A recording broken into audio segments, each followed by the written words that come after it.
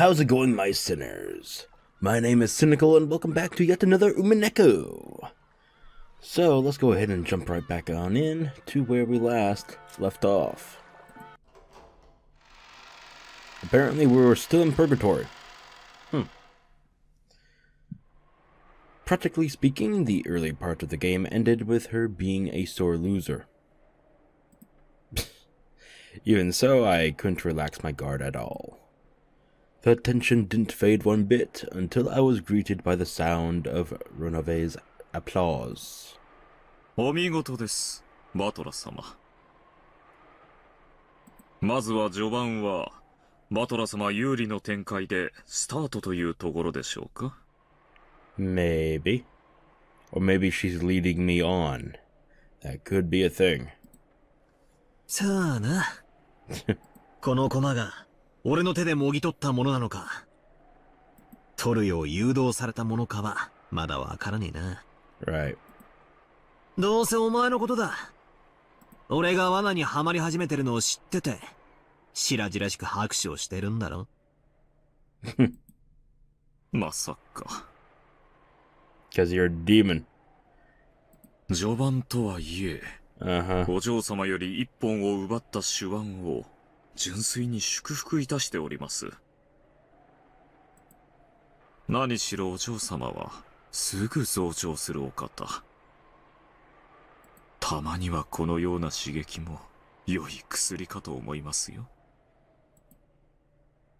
お前んとこの執事、ほんと口悪いな。であろう？たまにわらわでもカチンとくるぞ。Well, at least that's one thing we can agree on. Surprisingly. それは大変に失礼いたしました。さあ、お嬢様にバトラ様、紅茶のおかわりはいかがですかな。まだゲームは始まったばかりでございます。ゲームを彩るお茶とお菓子はどうかこの私めにお任せを。どうぞお気兼ねなくゲームをお進めになってください。そうさせてもらう。先を進めるぜ。これからが本番だ。よかろう。時計を進めようではないか。どの上、紅茶を頼む。かしこまりました。クッキーはいらぬ。ベルゼブブにあれば喜ぼう。しばし沈黙せよ。While listening to the sound of the demon butler pouring tea, the witch closed her eyes slightly and fell silent. For some time, she was deeply lost in thought, but eventually, a roguish glint came into her eyes. Well, I guess that's not good, is it? よかろう。わらわがどうして初手にて赤で語るのを拒否したのか、今より分からせてやろうぞ。Yes, go ahead. Inform us all. 何？上等じゃねえかよ。お手並み拝見と行くぜ。やはり見逃すには惜しい大駒よ。拙速かもしれぬが動かせてもらおう。赤は使わぬが、今よりそれをわらわに代わってローザが説明する。Why Rosa? The fuck? 聞くがよい。What the? What? Why? What? I'm confused.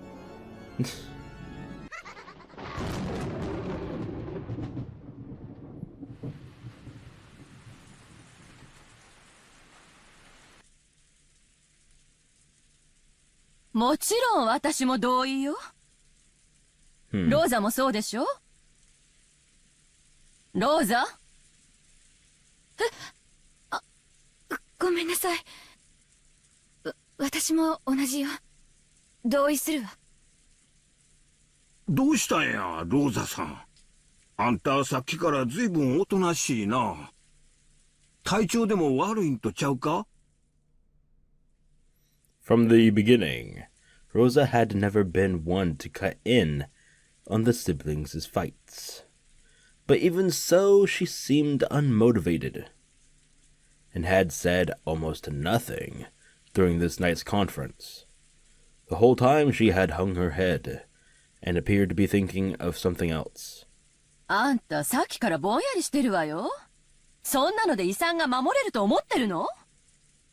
あんたも一児の母なんだから、もっとしっかりなさいよ。ごめんなさい。朝がだいぶ早かったんじゃないかね。体調が悪いなら無理をしない方がいいだろう。客室にベッドの用意がありますよ。お休みになってはいかがですか？ご案内しますよ。いえ、大丈夫です。ありがとう。どうしたんだ？何か心配事でもあるのか？いえ、別に。そう？さっきからずっと心ここにあらずという感じよ。そしてそれは今私たちがしている議題と何か関係があるんじゃないかしら。At those words, everyone stared at Rosa together. As if in response, Rosa's shoulders quivered. Apparently, Kyrie's guess hadn't been wrong. Rosa couldn't deny it either. いえ、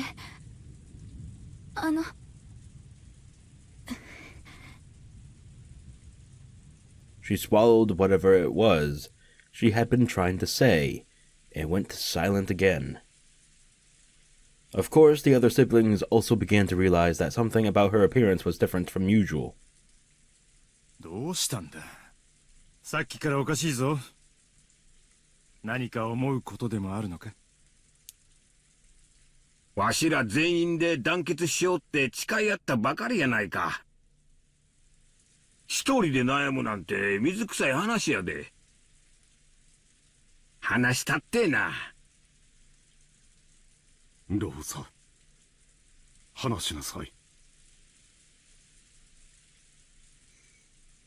This is actually a little bit weird. Huh.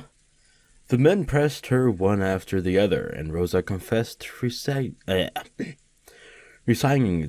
and nervously. The atmosphere made it seem as though she was confessing to some modest prank. What the fuck is going on? Which had inadvertently brought about a serious situation. いえ、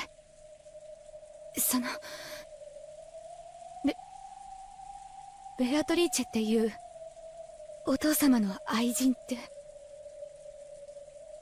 本当に生きてるのかしらって思って。はあ？そりゃ生きてるに決まってるでしょう。こうして手紙を送ってくるぐらいだもの。元気かどうかは別の問題だろうけどな。肖像画の美女も今じゃきっといいお年だろうぜ。元気やと思うで。金のことで悪知恵働くやつは決まっていくつになっても元気や。案外悪巧みは最高の回春剤かもしらへんで。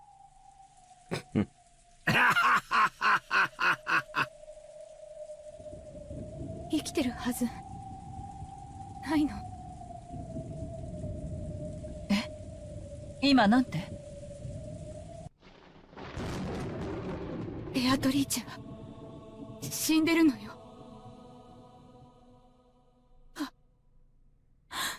私が殺した。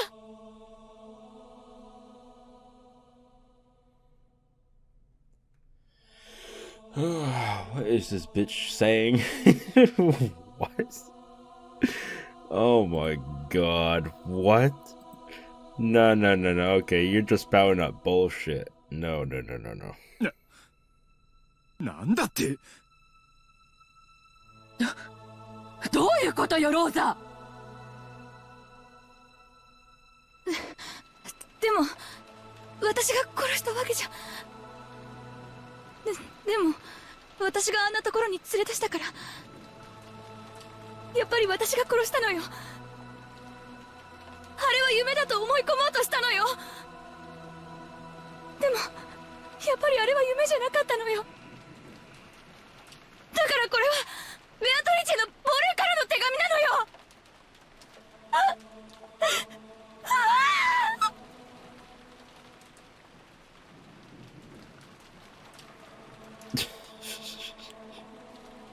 I'm just fucking shaking my head. It's like, what has this become? God fucking damn it. Actually, it's literally stupid. Okay. Whatever. It was so sudden that everyone was lost for words, sorry. Rosa kept on talking, unable to stop, holding her head as her hair flew all about. Okay, is there a wind? Is there just a presence around her that's tugging at her hair? What do you mean flew about? What the fuck? How can one's head... Okay. どうか落ち着いて。ローザさん。わしには何がないやらさっぱりや。もう死んどる？どういう意味なんや。二つの意味があると思うわ。まず一つ目は言葉通りの意味、そしてもう一つは私たちの想像が正しかったことを裏付けるもの。ということはローザはベアトリーチェに会ったことがあるというのかね。そんな話ローザの口からは一度も聞いたことがないわ。ローザ、いつよ。あなたは一体いつベアトリーチェに会ったのよ。昔よ。ずっと昔よ。まだこの島に引っ越してきたばかりで私は幼かった。私は悪くないの。私が殺したわけじゃ。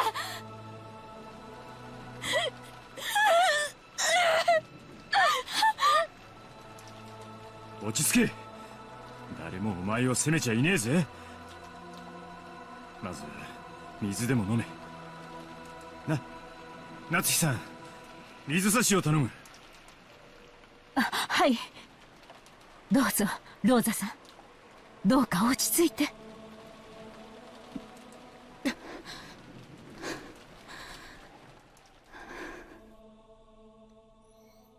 Okay then.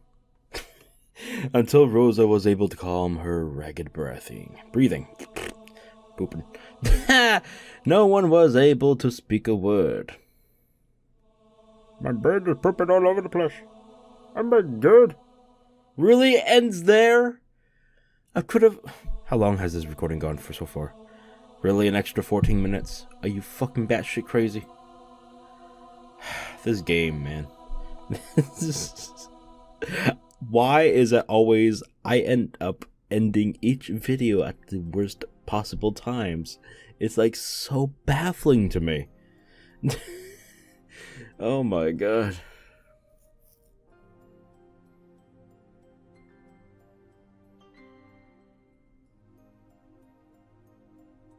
Beatrice. 先ほどから呼んでおる。聞こえなんだか？そうであったか？すまぬ。Okay, first off, she sounds so different. Second off, what the fuck? Excuse me? What the fuck is this shit? What the fuck? Okay. ぼんやり考え事をしていた。許せ。良い天気だな。なるほど。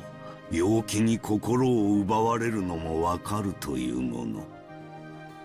紅茶はここで飲むか？わらわは何者なのか。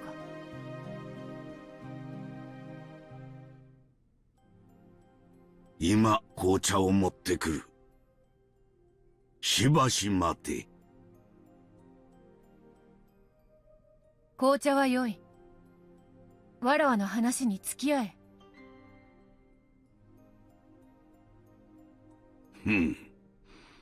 よかろう。I am so confused. What the fuck?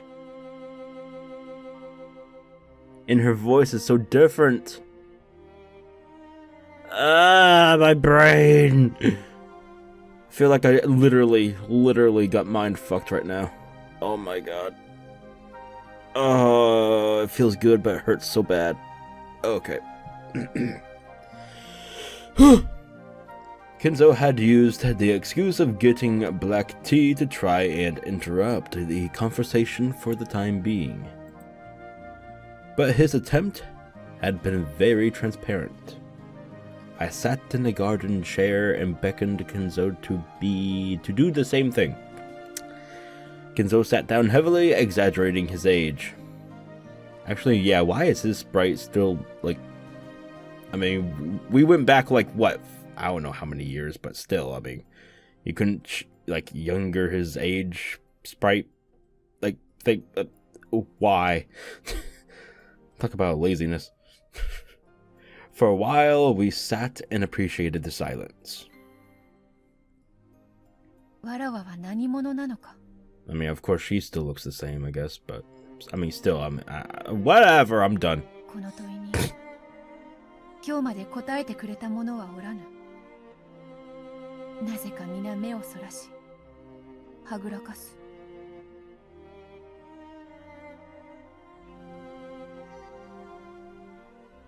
そなたとは長い仲だ。わらわはそなたを無二の友であり、そして父ですらあると思っておる。だから、どうか教えてほしい。そなたは知っているはずだ。わらわが何者であるかを。なぜにそのようなことが気になるのか。そなたはベアトリーチェ。この屋敷の主ではないか。それ以上の何を知りたいというのか。わからぬ。なんだ。何が知りたいのか自分でもわからぬというのか。それは不可解な。若き日には出口なき思考の迷路にて遊びたくなることもある。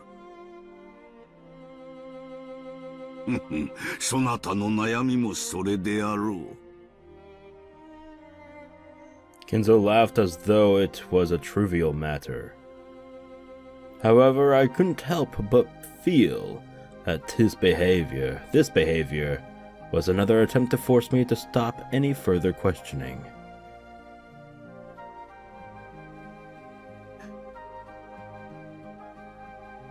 やはり、そなたもそれを語ってはくれぬのか。Honey, you might want to try speaking up a little bit, okay? 語ることなど何もない。Jesus fucking Christ. そなたはベアトリーチェだ。Barely hear her. Not even whispering, it's more like a fucking just... それで十分ではないか。いや、違う。わらわが知りたいのは名前ではない。わらわが何者なのかだ。わらわは誰で、何で、いつからここにいて、そしていつまでここで日々を過ごせばよいのか。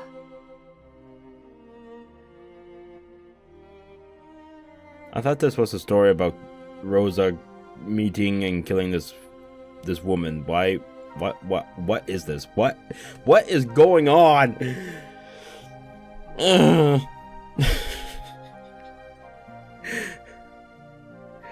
Fucking Christ. やはり紅茶を持ってこよう。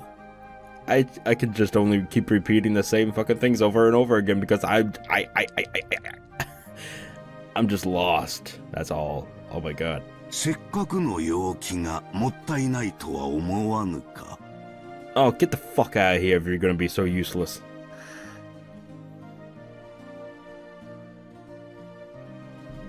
これは何の話だ？ Thank you, Bachelor. The question we've all wanted. どうやらお前の昔話のようだが。そのようだな。 Something like that. Oh yeah, that answers plenty. Thank you, Beatrice, for nothing. まさかここまで遡るとは。 Wait, what? To think I would go this far back. But Rosa was telling the story, right? What? You better not spout any bullshit about fucking time-wavering Rosa as Beatrice's bullshit. I swear to God, I will... Well, no, that's impossible, but... My brain... Mine fucking hurts. Okay. 自分は誰なのかとはまた。えらく高尚な悩みをお持ちのようじゃねえか。無理もないわ。 Okay, seriously, you had this issue back then, and you're still having this issue now. I need you to speak up there, honey. 当時のわらわは自分が何者なのか、 Fuck. 何のために生きているのかを理解できなかった。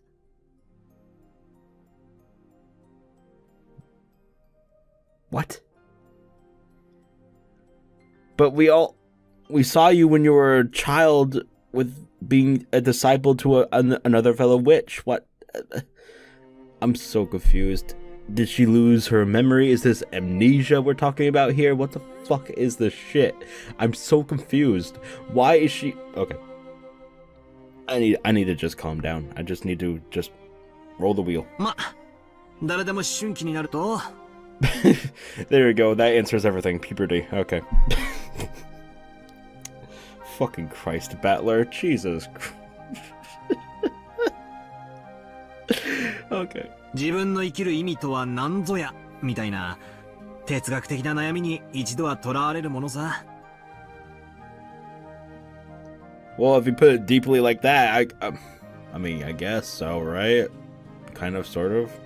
お前にもそんな微笑ましい時期があっただけという話だろ。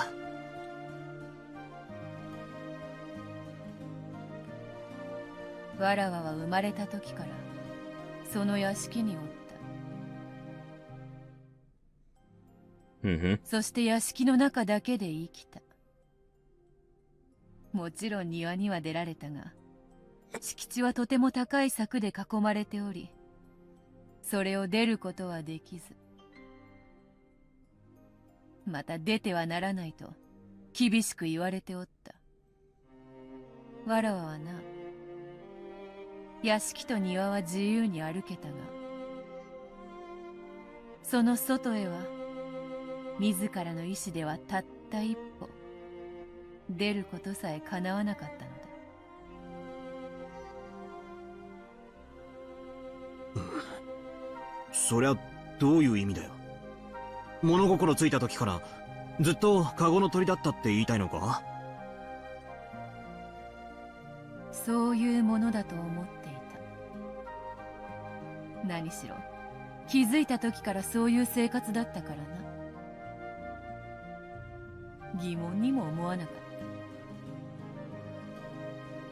お前一体何者なんだ？それよ、それこそわらわもまた望んだものだ。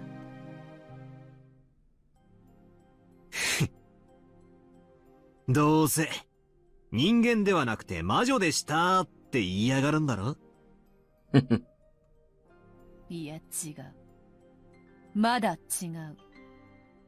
Ah, the big ol' yet. Alright. いや、かつてそうだったと言うべきか。わらわは金蔵によって作られた。人間によって作られた人間だ。いや、肉でできた檻とでも言うべきか。なんだよそりゃ。妙な話を言い出しやがって。どうせそなたは信じぬだろうがな。まずは聞け。わらわは1000年を経た偉大なる魔女であった。しかしある時、金蔵によって呼び出され、その秘術にて永遠の虜となるよう縛られたのだ。そりゃ初耳だぜ。後ろ宮家で知られてる話では、お前はじい様に呼び出されて悪魔の契約みたいなのを結んで黄金を授けたってことになってるぜ。うん、それは正しい。そしてわらわは黄金を授け、契約の終わる時まで姿を消すはずだった。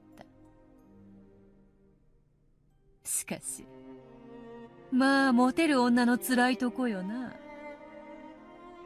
金蔵はこともあろうか、わらわに恋をした。じい様も金眼が進んでたんだろうよ。ついでに乱視だな。よりによってお前に惚れるとはよ。まあわらわにとっては迷惑この上ない話よ。しかし人間の力とは恐ろしいものでな。あれは恐ろしい力を発揮してわらわをこの地へ釘付けにしたのだ。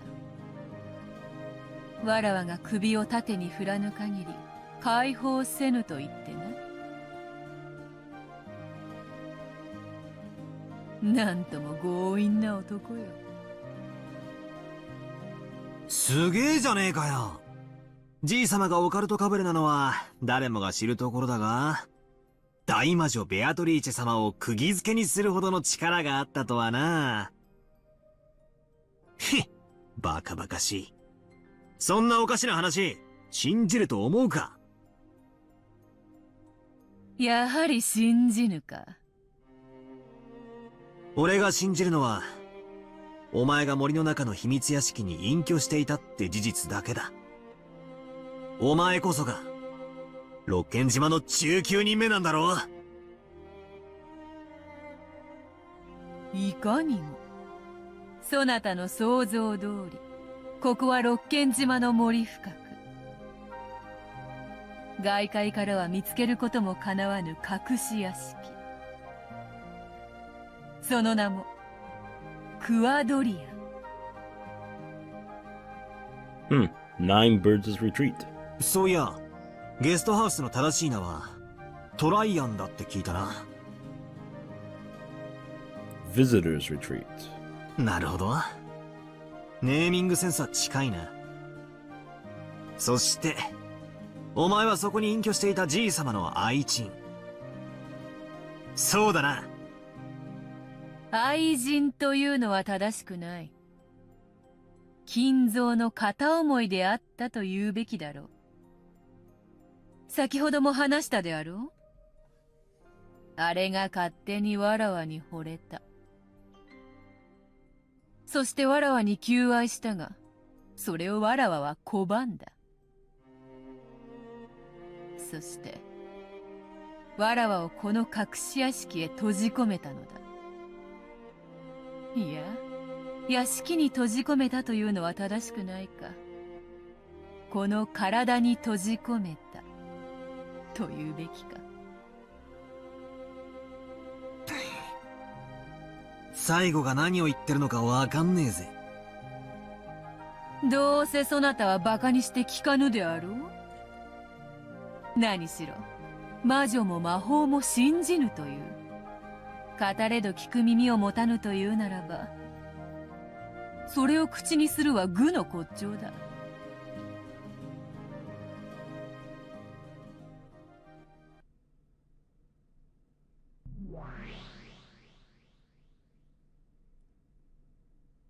信じるかどうかは俺が判断するぜ。聞かなきゃ話も進まねえしな。True. 話せよ。お前の昔話を。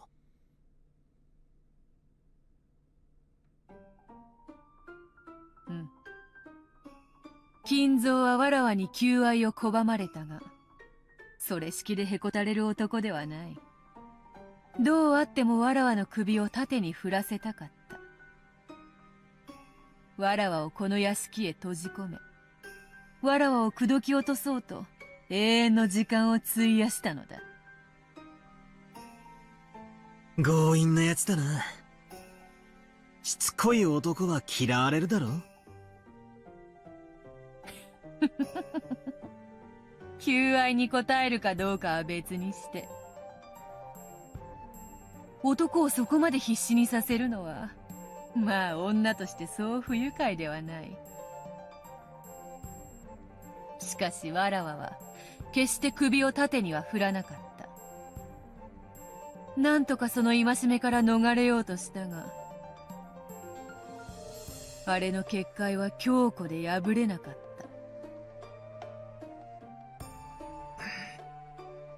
それで様々な抵抗を試みた結果、金蔵の結界から逃れるには肉の体を捨てるほかないという結論に至った。肉体というものは魔法を語る上でとても制約の多い器なのだ。肉の体を捨てる？なんだよそれ。幽体離脱みたいなものか？まあそんなものと考えればよい。しかしわらわは精霊ではない。魔女ではあっても、もともとは肉の体で生まれ落ちた人間だ。そのわらわにとって肉体を捨てるということは、死を意味するほどではないにしても、それに準ずる覚悟が必要だった。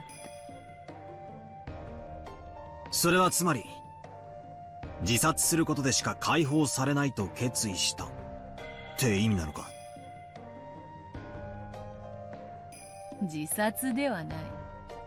あくまでも肉の体を捨てるだけのことだ。もちろん魂だけになるのは心もとない。魂は肉の体を出れば太陽の強い風に絶えずさらされてしまう。それによって吹き散らされないように自らを維持するのはわらわとて容易なことではない。できることなら避けたい最後の手段だった。しかし金蔵の結界から逃れるにはそれしかなかったのだ。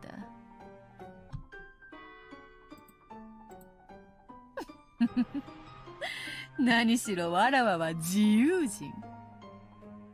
金蔵の生が果てるまでカゴにて飼われるのはごめんというもの。I couldn't see the stuff Beetle kept going on about throwing away her body of flesh, as anything more than suicide. Grandfather persistently courted her, and to escape from that, she chose her own death? それで自殺したってのか? Well then no, then why is Rosa claiming that she killed her? I feel like there's a mishap between the two.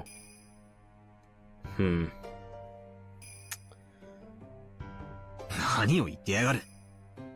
当のお前はそこでのんびりガーデンチェアに腰掛けてるじゃねえか。そうだ。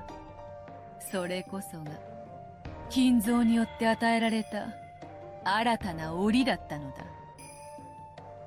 檻？この屋敷のことか？違う。そこのガーデンチェアにてくつろぐわらわの体のことだ。金蔵は魂となって抜け出そうとしたわらわを、それでもなお逃すつもりはなかったのだ。いやいや、恐ろしいやつ。普通は片思いの女が死んでみせれば100年の恋も冷めるであろうに。だからこそあれも魔術師の端くれなのか。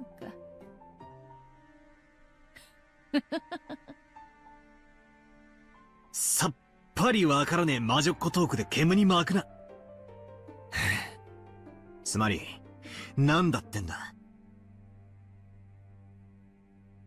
金蔵は魂となったわらわすらも逃さなかったということだ。Should that be appearing there? I don't think it should be. It's very pixelated orbs of gold glitter and butterfly and okay. It just looks very out of place. I don't think that should be appearing there. Oh, god damn it. 人間の思いというやつは恐ろしい。これほどまでの魔力を発揮するとは。死者の魂をつなぎ止めるなど、それを専門に弓道する魔術師でもおいそれと至れぬ境地よ。わらわはそれを知るからこそ、金蔵の恐るべき魔力にその時初めて驚愕した。そして金蔵はわらわの魂を捕まえ連れ戻したのだ。だが魂を捕らえておく檻は鉄でも鉛でも作れない。ただ一つを除いて。なんだよ、魔法の檻だとでも言い出すのかよ。違う。わらわやそなたのようなこの肉の体だ。肉と血でできた檻だけが魂をこの世につなぎ止める。金蔵はわらわの魂をわらわと瓜二つに作り上げた肉の檻に再び閉じ込めたのだ。要約するとこういうことか。じい様がしつこく求愛するんで嫌になり自殺したが、うまく死にきれなかったってことだろ。回りくどい言い方しやがってからに。いや違う。わらわはホムンクルスの種子に魂を閉じ込められ、試験管の中より生まれ入れたのだ。はあ？バカバカしい。そんなのあるわけねえだろ。生命を生み出す奇跡すらも金蔵は成し遂げたのだ。わらわの魂を閉じ込める檻にするためだけにな。己の恋心だけでこれほどの魔力を見せるとは、つくづく恐ろしいやつよ。もうさすがにバカバカしくなってきたぜ。好きなだけ言ってろってんだ。俺は何も信じねえぜ。勝手にやってやがれってんだ。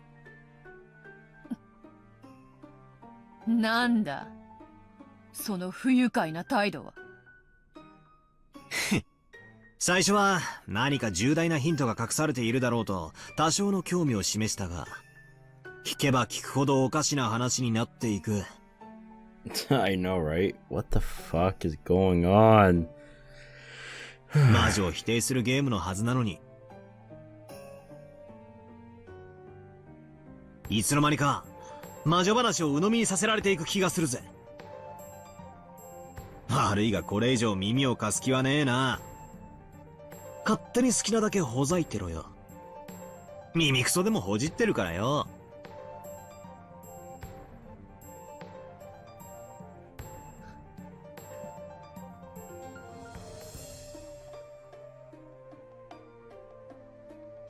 Huh.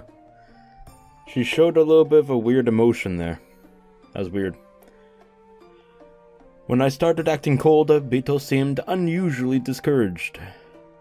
Of course, her expression was still shameless. Yeah, well, that one is, yeah, sure. But in that really easy to understand expression of hers, I had the feeling I was able to catch a glimpse of loneliness at my failure to find a story of her past interesting. For some reason, that subtle reaction made her seem pitiful. So even though I kept my careless attitude, I decided to cover for her slightly. Damn it. Even though she's an irritating witch, I'm still weak against her because because her chromosomes are X. Oh my god. Really? You have to bring chromosomes into this? Just say it. Just say you're still weak against her because she's a girl. God damn.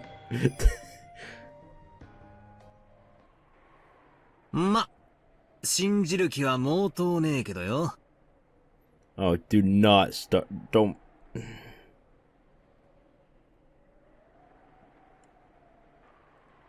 I got this strange feeling that they're gonna start this weird ass relationship, and I don't know why, but please just don't.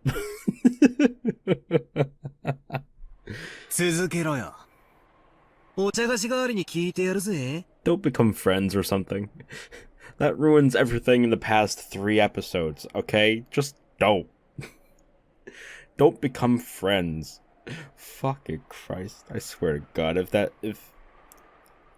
Oh, okay. わらわの身の上話が茶化扱いとはな。 Hell yeah. そこまでこき下ろされてまでのこのこ語ると思うか?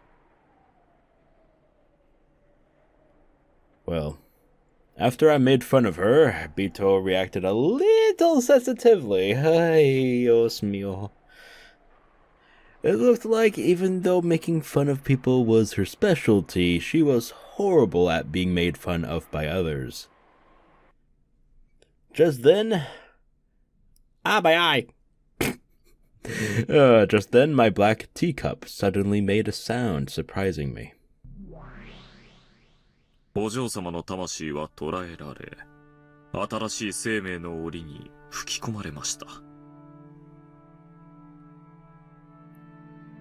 それはつまり、お嬢様が再び人間として生を受けたということです。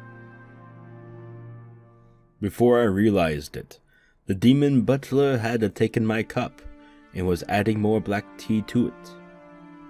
ロノウェ、もうその話はよい。こやつはバカバカしくて危険というでな。わらわもバカバカしくて話す気にもならぬ。Hey. 新しいクッキーを今焼かせているところでございます。それまでお茶菓子代わりにお嬢様の昔話がちょうどいいかと思いまして。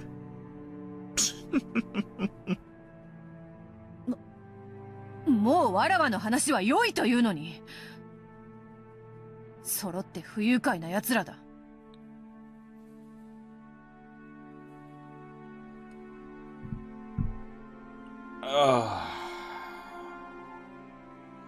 I can't get into the store anymore. No. Don't become friends. I don't like this. What the fuck is happening? Please.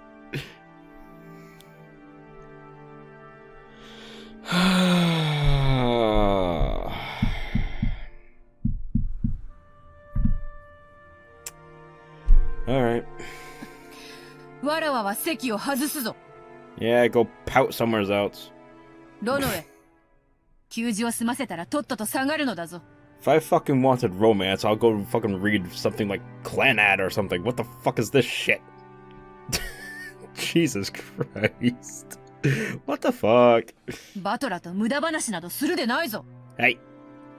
If I want to fucking chit chat with this nicely dressed gentleman, I fucking will. かしこまりました。 No, please don't leave me. 努力いたします。 Fine, leave. I don't give a fuck. Pouty face.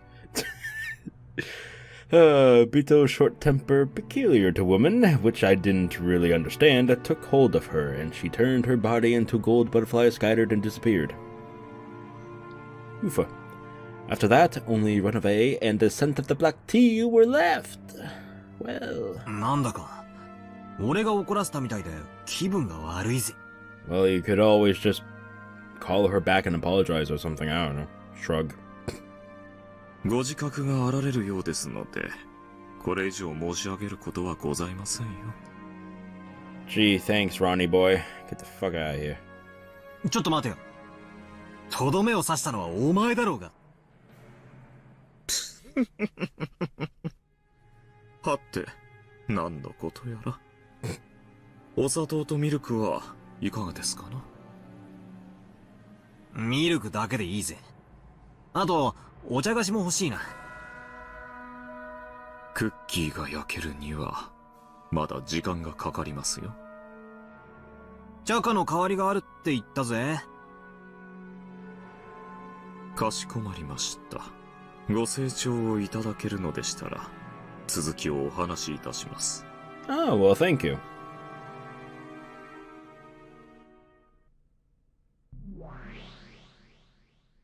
ホムンクルスがなんとかって言ったな。一応は知ってるぜ。あれだろ？錬金術だかで作り出せ人造人間のことだろ？ Right. はい。お嬢様の魂は、ホムンクルスに閉じ込められ、再び赤子となって生を受け、この世に蘇ったのです。しかし、赤子でございますから、金蔵様が愛を語ろうとも、それは無駄なことでございます。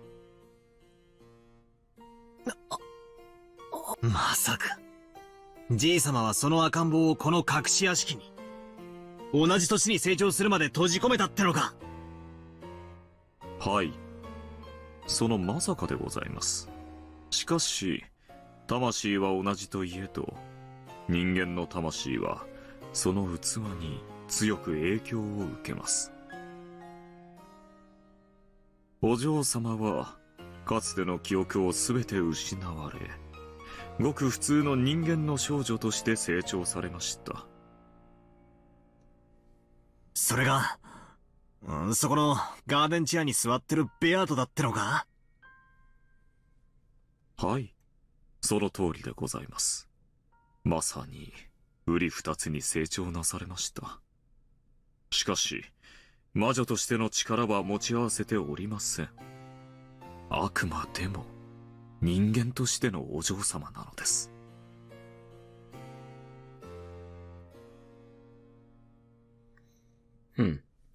Bito?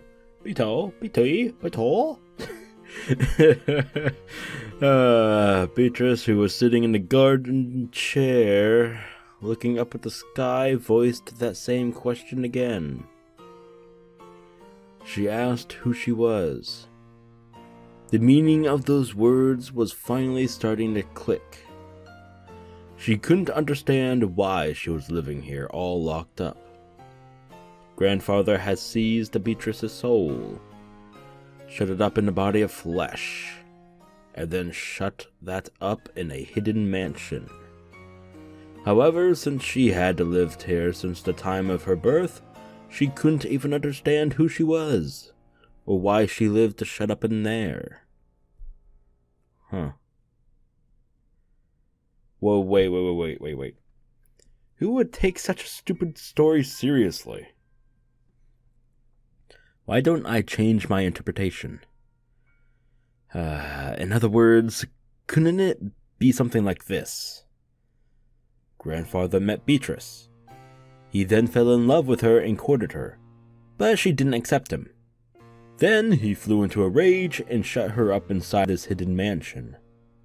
Beatrice tried to escape, but no matter what she did, she couldn't succeed. So she finally chose her own death. And then... no. Maybe there was a girl who looked just like Beatrice, know a baby. Ah! Grandfather raised the child with care, but maybe he didn't view this child as his daughter. The soul was once again shut up in a cage of flesh. Those words probably meant that he didn't view this kid as her child, but as her reincarnation. Maybe that's what it meant. If you interpret it that way, even a story this weird might make a little sense. No.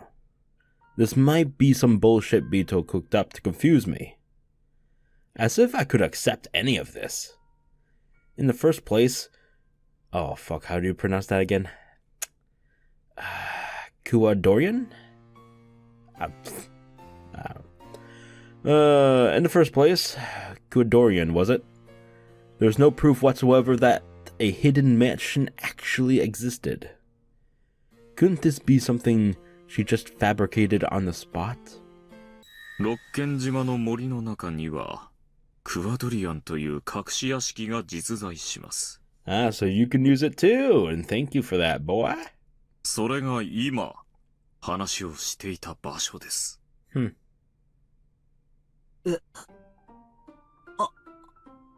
赤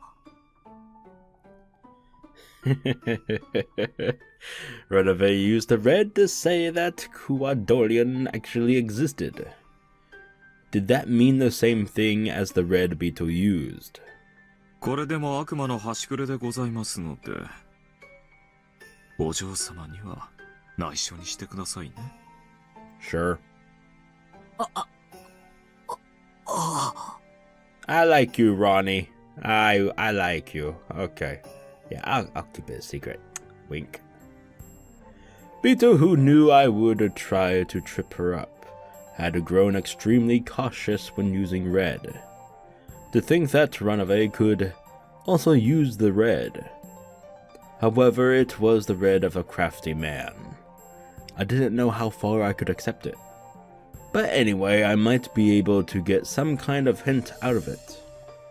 このクアドリアンの庭でくつろいでるベアトとさっきのじい様との会話は真実なのか?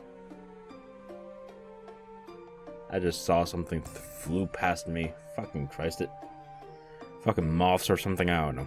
Okay. Gotta pay attention to this though. How long has this gun been? Oh my god, almost an hour. Okay. 真実です。かつて実際にこの場所でお二人はこのような会話をなされました。 What do you mean by in this place? In this purgatory's like place right here? In this background?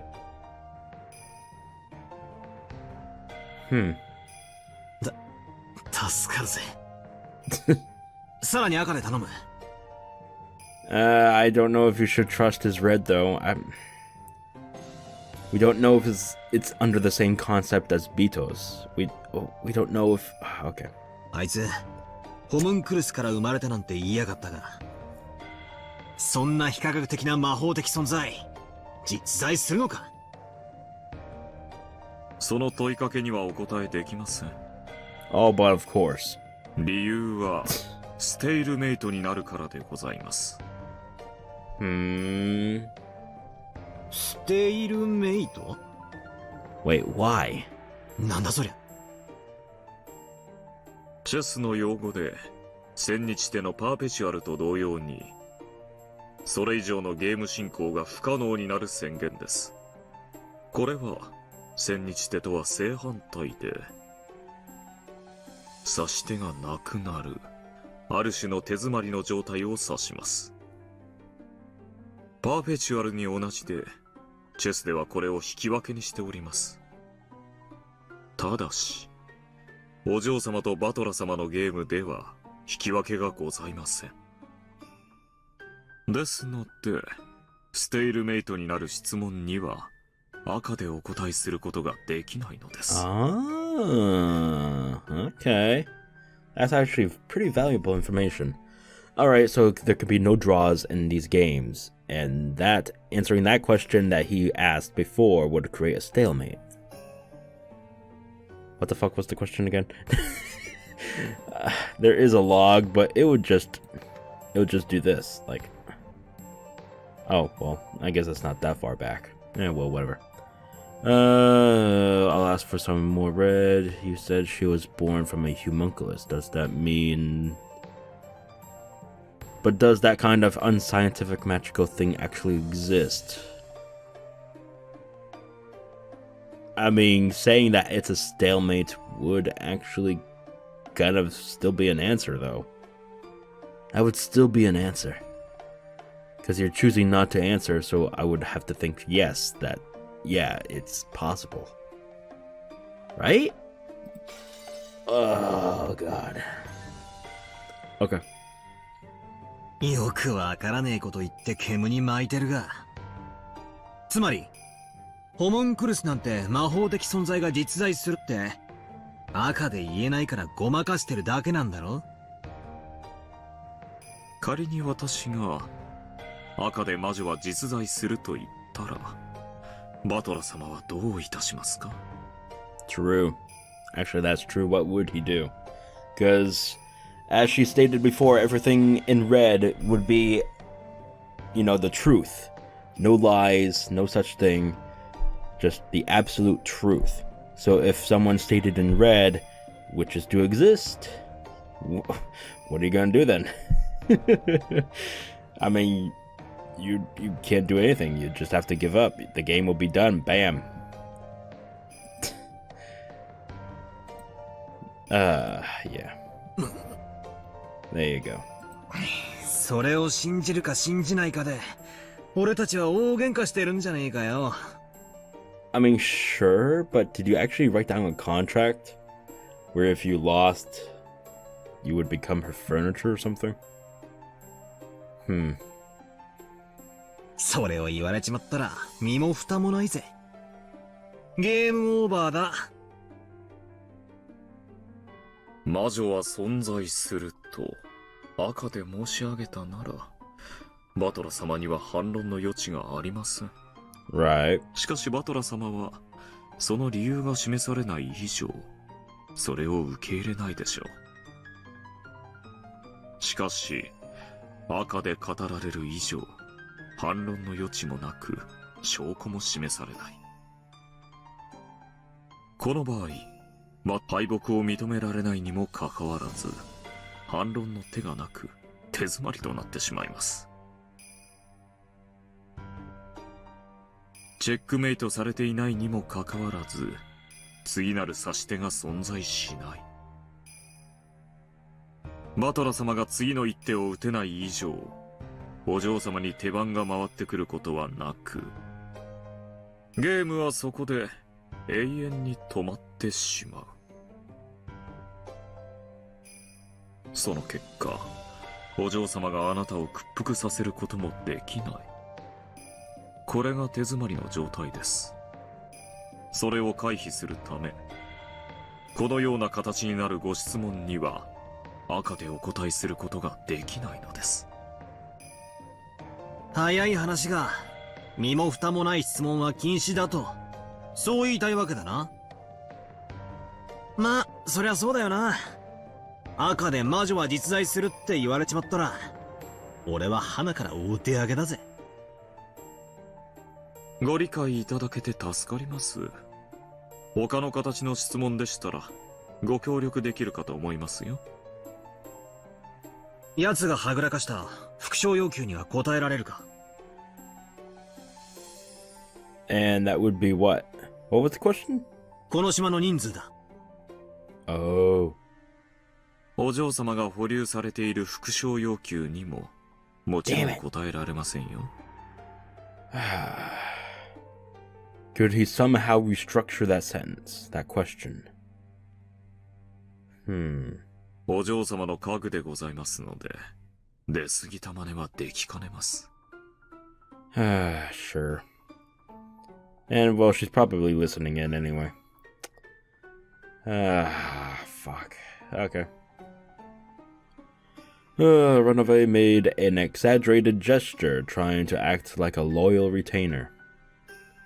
This guy's so shameless. So shameless. Okay.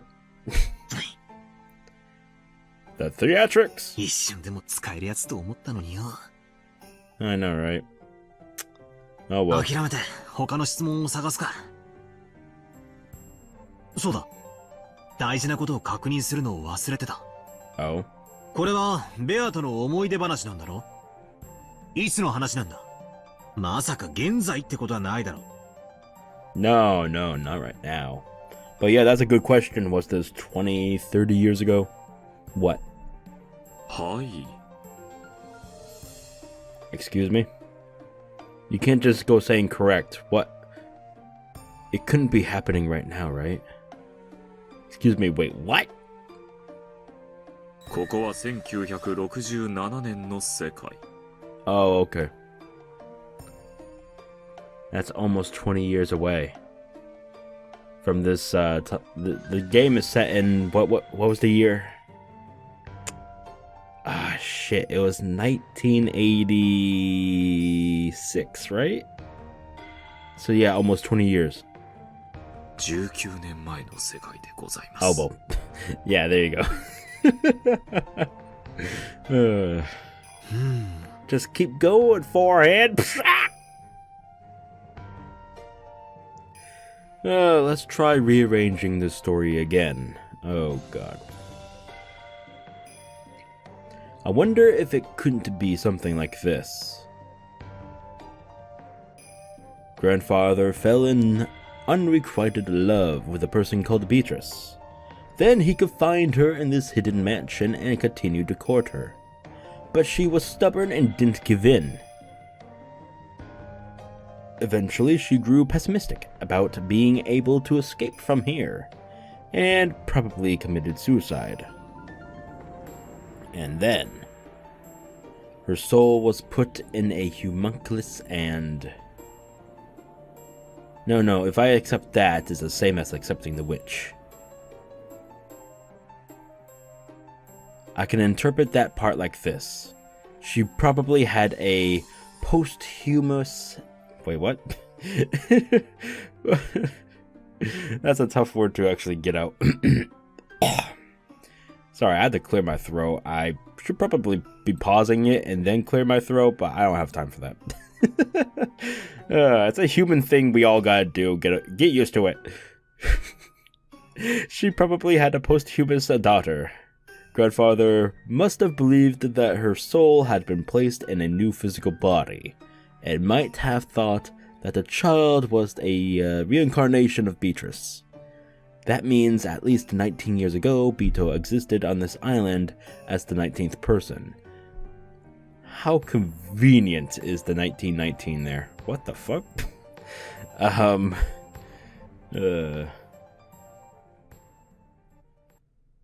Convenient numbers. 混乱してきたぜ。いずれにせよ、憶測の域を出ない。 Yeah, speculation is gonna be a big old play in this one. 確実に赤で言えることは、1967年のロッケン島の隠し屋敷に、人間としてのベアトリーチェが存在した。As a human is the key word there. それだけだ。Words, actually. その通りでございます。 Alright. 1967年のロッケン島の隠し屋敷に、人間としてのベアトリーチェ様が存在した。 Thank you. ああ、サンキュー。助かるぜ。おめでとうございます。これでバトラ様の19人目の駒は、その存在がはっきりしました。Well, not necessarily, because that only clarifies that the 19th person existed. Well, back then there was no 19 people. And that was 20 years ago. We need this stuff about right now. So that doesn't really help. Fuck. Alright. バトラ様が熱望された18人以外に罪をなすりつけられる19人目の人間。いかなる罪をもなすりつけることのできる生贄の羊。はあはあ。それがお嬢様とは実に愉快。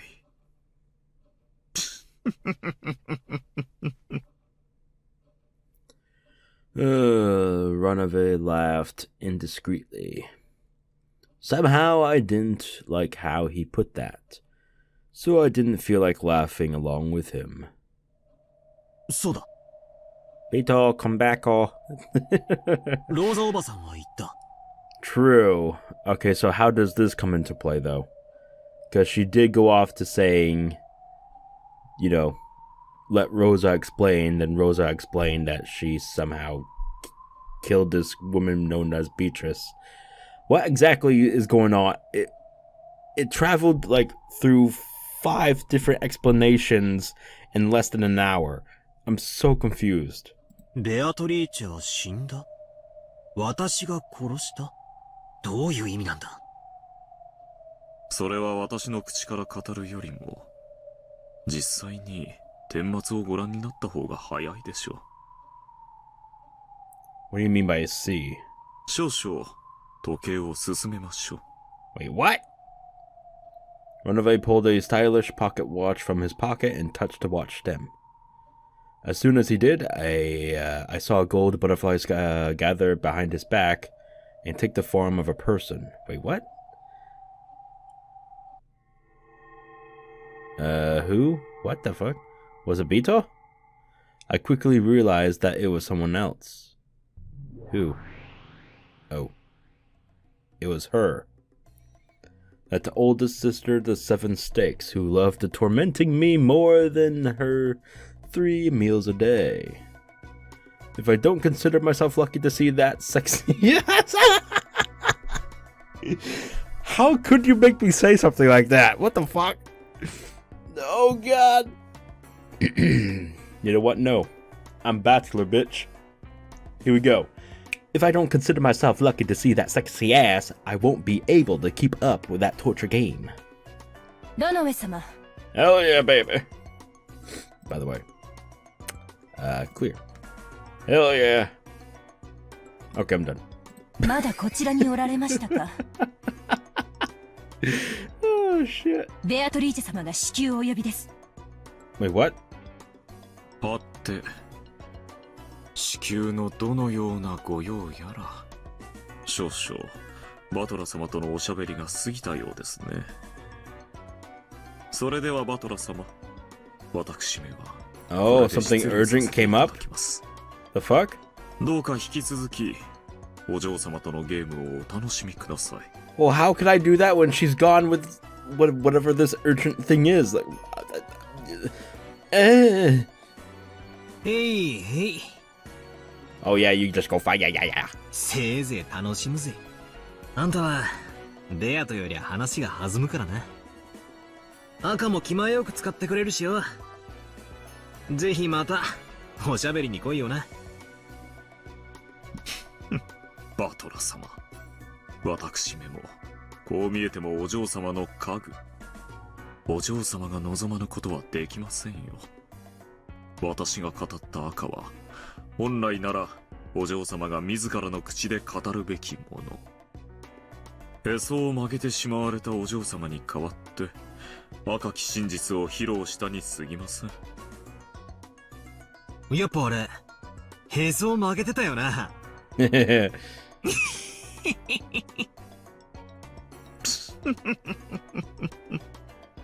Seeing me and Runaway incomprehensible. Son of a bitch. Incomprehensibly hitting it off. That steak and Nietzsche and cocked her head curiously. Oh god. I'm just having so much fun. Fuck. Okay. ベアトリーチェ様をお待たせしております。お急ぎを。ええ、直ちに参ります。それではバトラス様、後ほど。Yeah, ようやく get out 仲 of 良 here. くなれてきましたね。Hell yeah, man. 良い友人になれる気がします。Oh, we're gonna be the best of friends. Fucking Christ. ベアとの陰口仲間ってことならな。Hell yeah. ロノウェ様。Ah! はいはい。それでは、失礼いたします。Maybe she didn't like seeing him act so friendly with me, or maybe she really had been told to hurry. When the snake Nichan let out that thunderous cry, Renove laughed furiously and disappeared, as if running away. Scatta scatta. Okay, so where do we go from here? Oh, it's a one-on-one situation now, is it? Ho ho ho. Well, hello there. 煉獄の七杭が長女のこの私がこの程度の用事で呼びつけられるなんて。ベアトリーチェ様もこの程度なら他の暇そうな妹たちに言いつければいいのに。何をカリカリしてんだよ、姉ちゃん。腹減ってんならクッキーでも食えよ。最後の一枚をくれてやるぜ。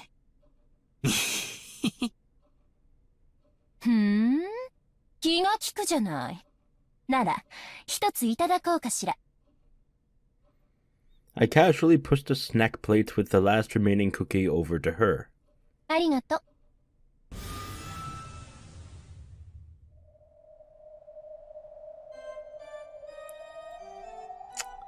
Really?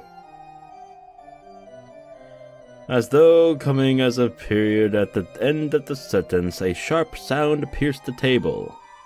The nails on 3 of her fingers extended, grew sharp, and pierced the space between my fingers and the hand that was pushing the plate, missing them by a hair's breadth. It had happened in an instant, so for a while I didn't even realize that her fingernails had grown.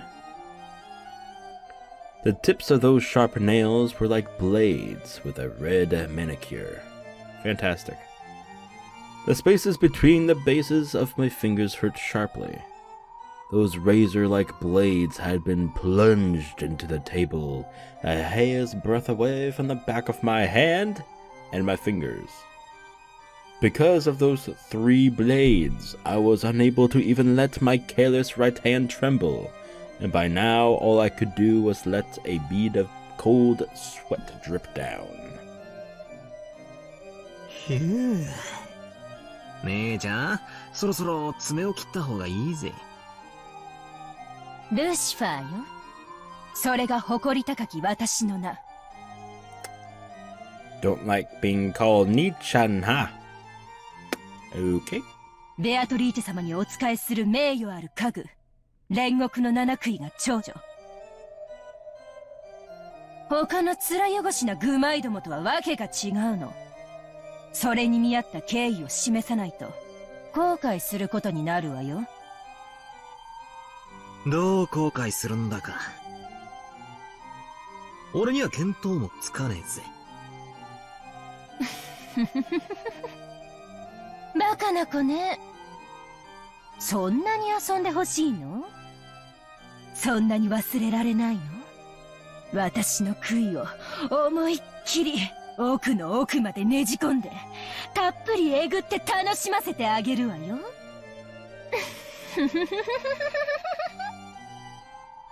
くそったれ。いつか押し倒して同じセリフ言ってやるぜ。Wait, what?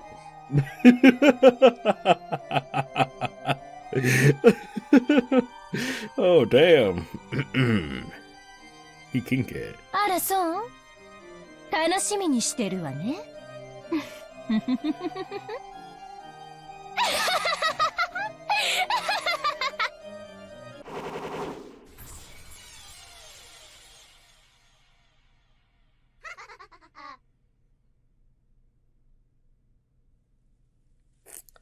Okay.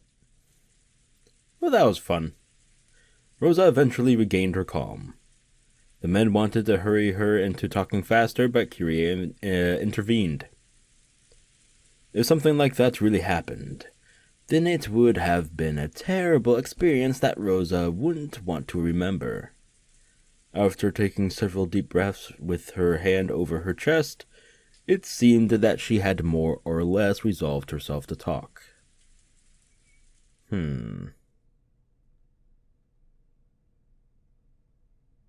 あれはいくつの時だったのかしら。多分中学生かよく覚えてない。とにかくそのくらいの頃だったと思うわ。ってことはだいたい20年くらい前ってとこか。あの頃の私はあまり成績が良くなくて、私なりに努力していたつもりだったんだけど、お母様の期待には全然応えられなくて。母上はローザにも随分厳しかったな。当時は同情していたよ。陰口ばっかだったくせによく言うわね。予算かエヴァ。それでローザさんはどこでベアトリーチェに会ったんや。秀吉さん、今はせかしてはダメよ。いいのよ、ローザさん。楽に話して。ありがとう。あれはお母様に特にひどく叱られた日よ。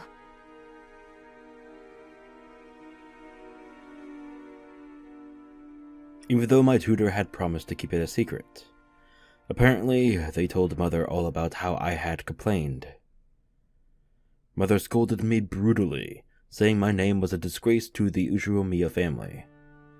Of course I was doing the best I could, but I had none of Cross Nissan's dignity. I couldn't get excellent grades like Eva Nissan, and I had no leadership abilities like Rudolph Nissan. I never stood out, didn't particularly excel at anything, and I found myself asking why. Evan, yes, my name is now Evan. And I found myself asking why I'd even been born into the Ushiromiya family.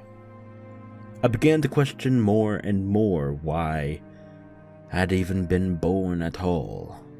That's quite sad. This is what happened on the day I experienced my mind going blank for the first time. Wait, what? Excuse me? For the first time of my life, I realized that in addition to facing or surrendering to my problems, I had the third choice of running away. Well, that's... Though I say run away, there was no place I could have left Rokkenjima and gone into somewhere else. True, it's an island, you can't really run away to anywhere. Unless you want to swim. Anyway, seriousness aside. But anyway, I wanted to run away from the mansion and my own self at that time. In a way, it was like a kid running away from home. Or maybe a passive sort of suicide. The fuck? いなくなりたかったの。あるいは、いなくなることによって親を心配させたいという子供なりの反抗だったのかも。私は森の遥か奥に行けば後宮の家から逃れられる。あるいは迷子になって心配させることで仕返しができると子供ながらに思ったの。They probably wouldn't care. I was like, I haven't seen that child in a few days. What was her name again? They'd probably be like that. それで行ってはいけないと言われていた森に？ええ。浜辺へ出てから海に沿うように。特に理由があったわけじゃないけれど、島をぐるりと回ればその反対側には誰も知らない場所があって、私だけの隠れ家になるような気がしたの。浜辺からぐるっとってのは無理だな。途中で崖になっちまうだろう。あんなとこ通れるわけがねえぜ。もちろんよ。だから通れる方へ通れる方へ、とにかく奥へ奥へ進んだわ。道なんかないひどい森だったけど、あの時の私にはそれが心地よかったの。それほどの険しい森を抜けたなら、その分後ろ宮家から逃れられるって。情けないわね。成績で叱られたならその分努力すればいいのに。 Oh my god, can you shut the fuck up? それを言ってはいかんね。その代わりローザにはデザイナーとしての才能があったじゃないか。Literally speaking, he was covering for Rosa. But everyone knew that Rosa's company hadn't been profitable. よせよ。今は嫌味を言ってる場合じゃねえぜ。そして偶然たどり着いちまったんだな。ベアトリーチェの隠し屋敷に。Rosa nodded weakly. どのくらい歩いたんや。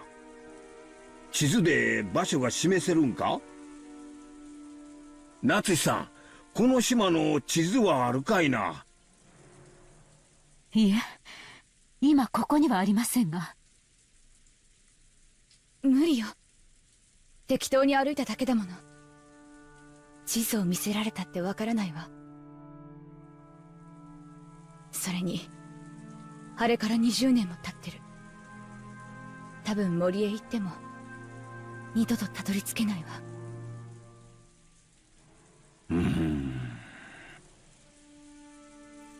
Several people let out detected sighs. It was vividly clear that in their haste, they'd thought some hint related to the witch's epitaph, or maybe even the gold itself might be resting there. ロッケン島はこの屋敷の周りが整地されているだけに過ぎねえ。他は完全に未開で、前頭測量は相当の手間がかかるだろうな。でも確かに存在すると分かっただけでも収穫よ。お金はかかるだろうけど、例えば航空写真の会社に調査を頼むとか、このお屋敷を建設した業者に当時のことを聞くとか、調べる方法はあるかもしれないわね。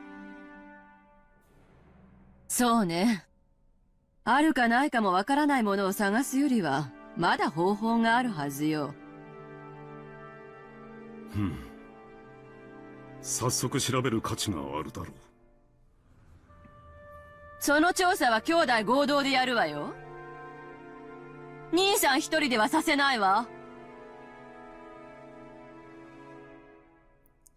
It wasn't yet certain that the gold was hidden in that secret mansion, but the sparks seemed to have started flying between Cross and Eva already. 兄貴たち、今はよせよ。ローザ、続きを話してくれ。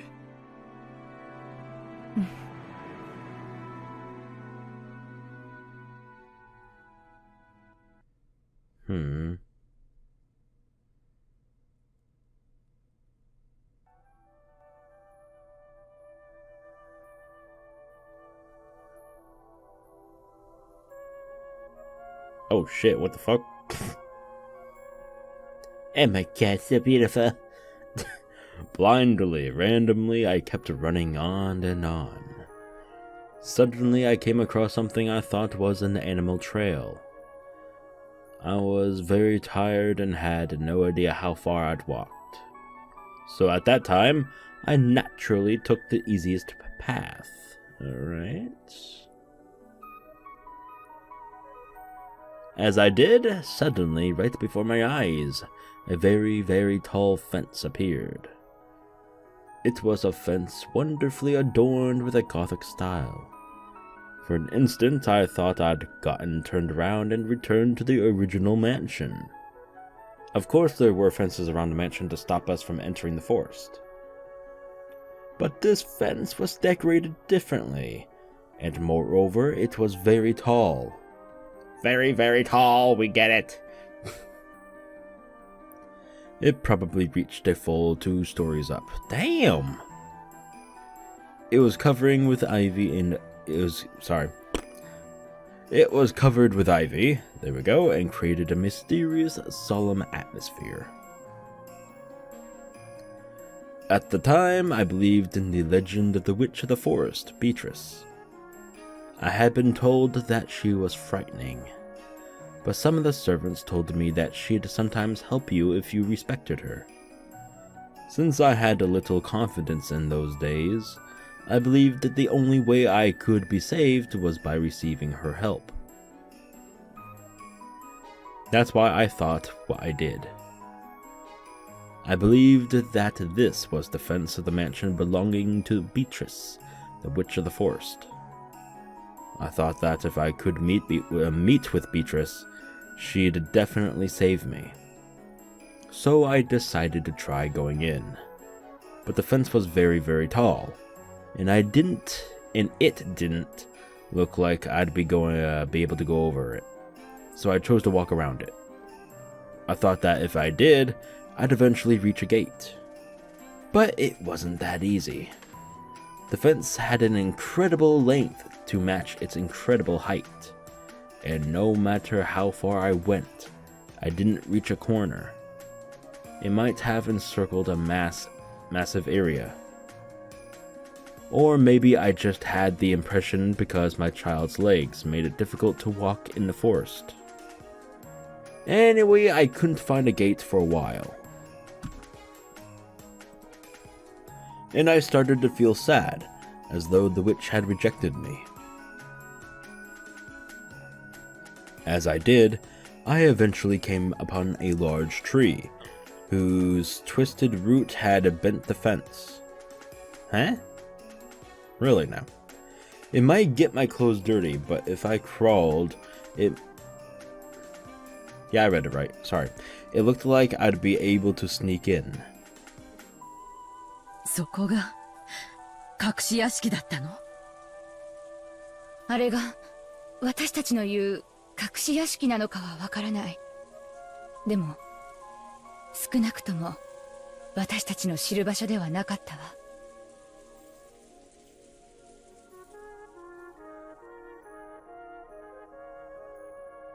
More trees, bushes, and green! Oh my god!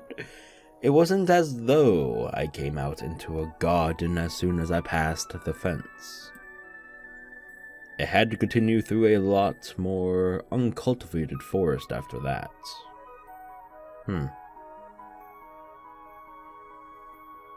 Okay. Oh. As I did, the forest suddenly opened up, and what appeared there was an unbelievably fantastical scene.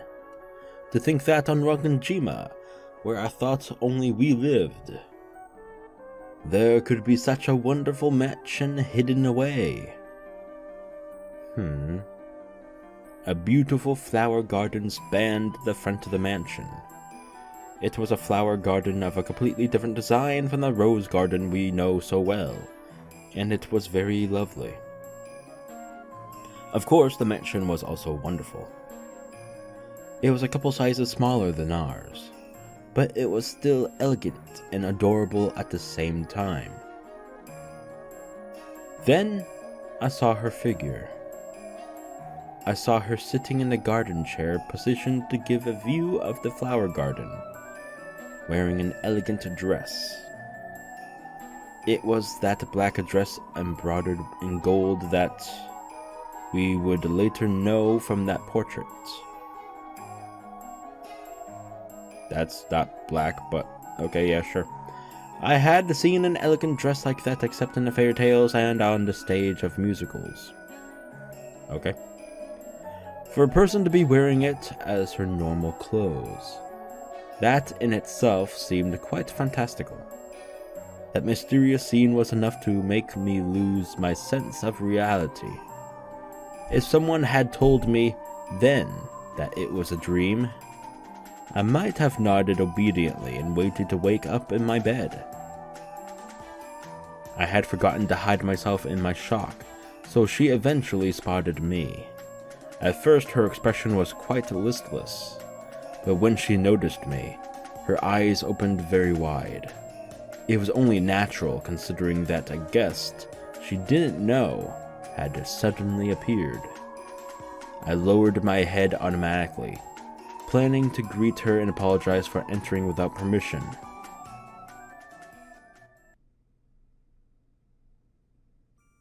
そなたは誰か？新しい庭師なのか？ Those were the first words she said to me. I grew slightly calmer, because I realized that we could talk to each other, because I hadn't been turned into a frog just by meeting her eyes, like a terrifying witch in a fairy tale. The fuck? ごめんなさい。勝手にお庭に立ち入って。すみません。そなたは誰か？名乗るがよい。後ろ宮ローザと言います。後ろ宮。ほう、金蔵の一族の人間なのか？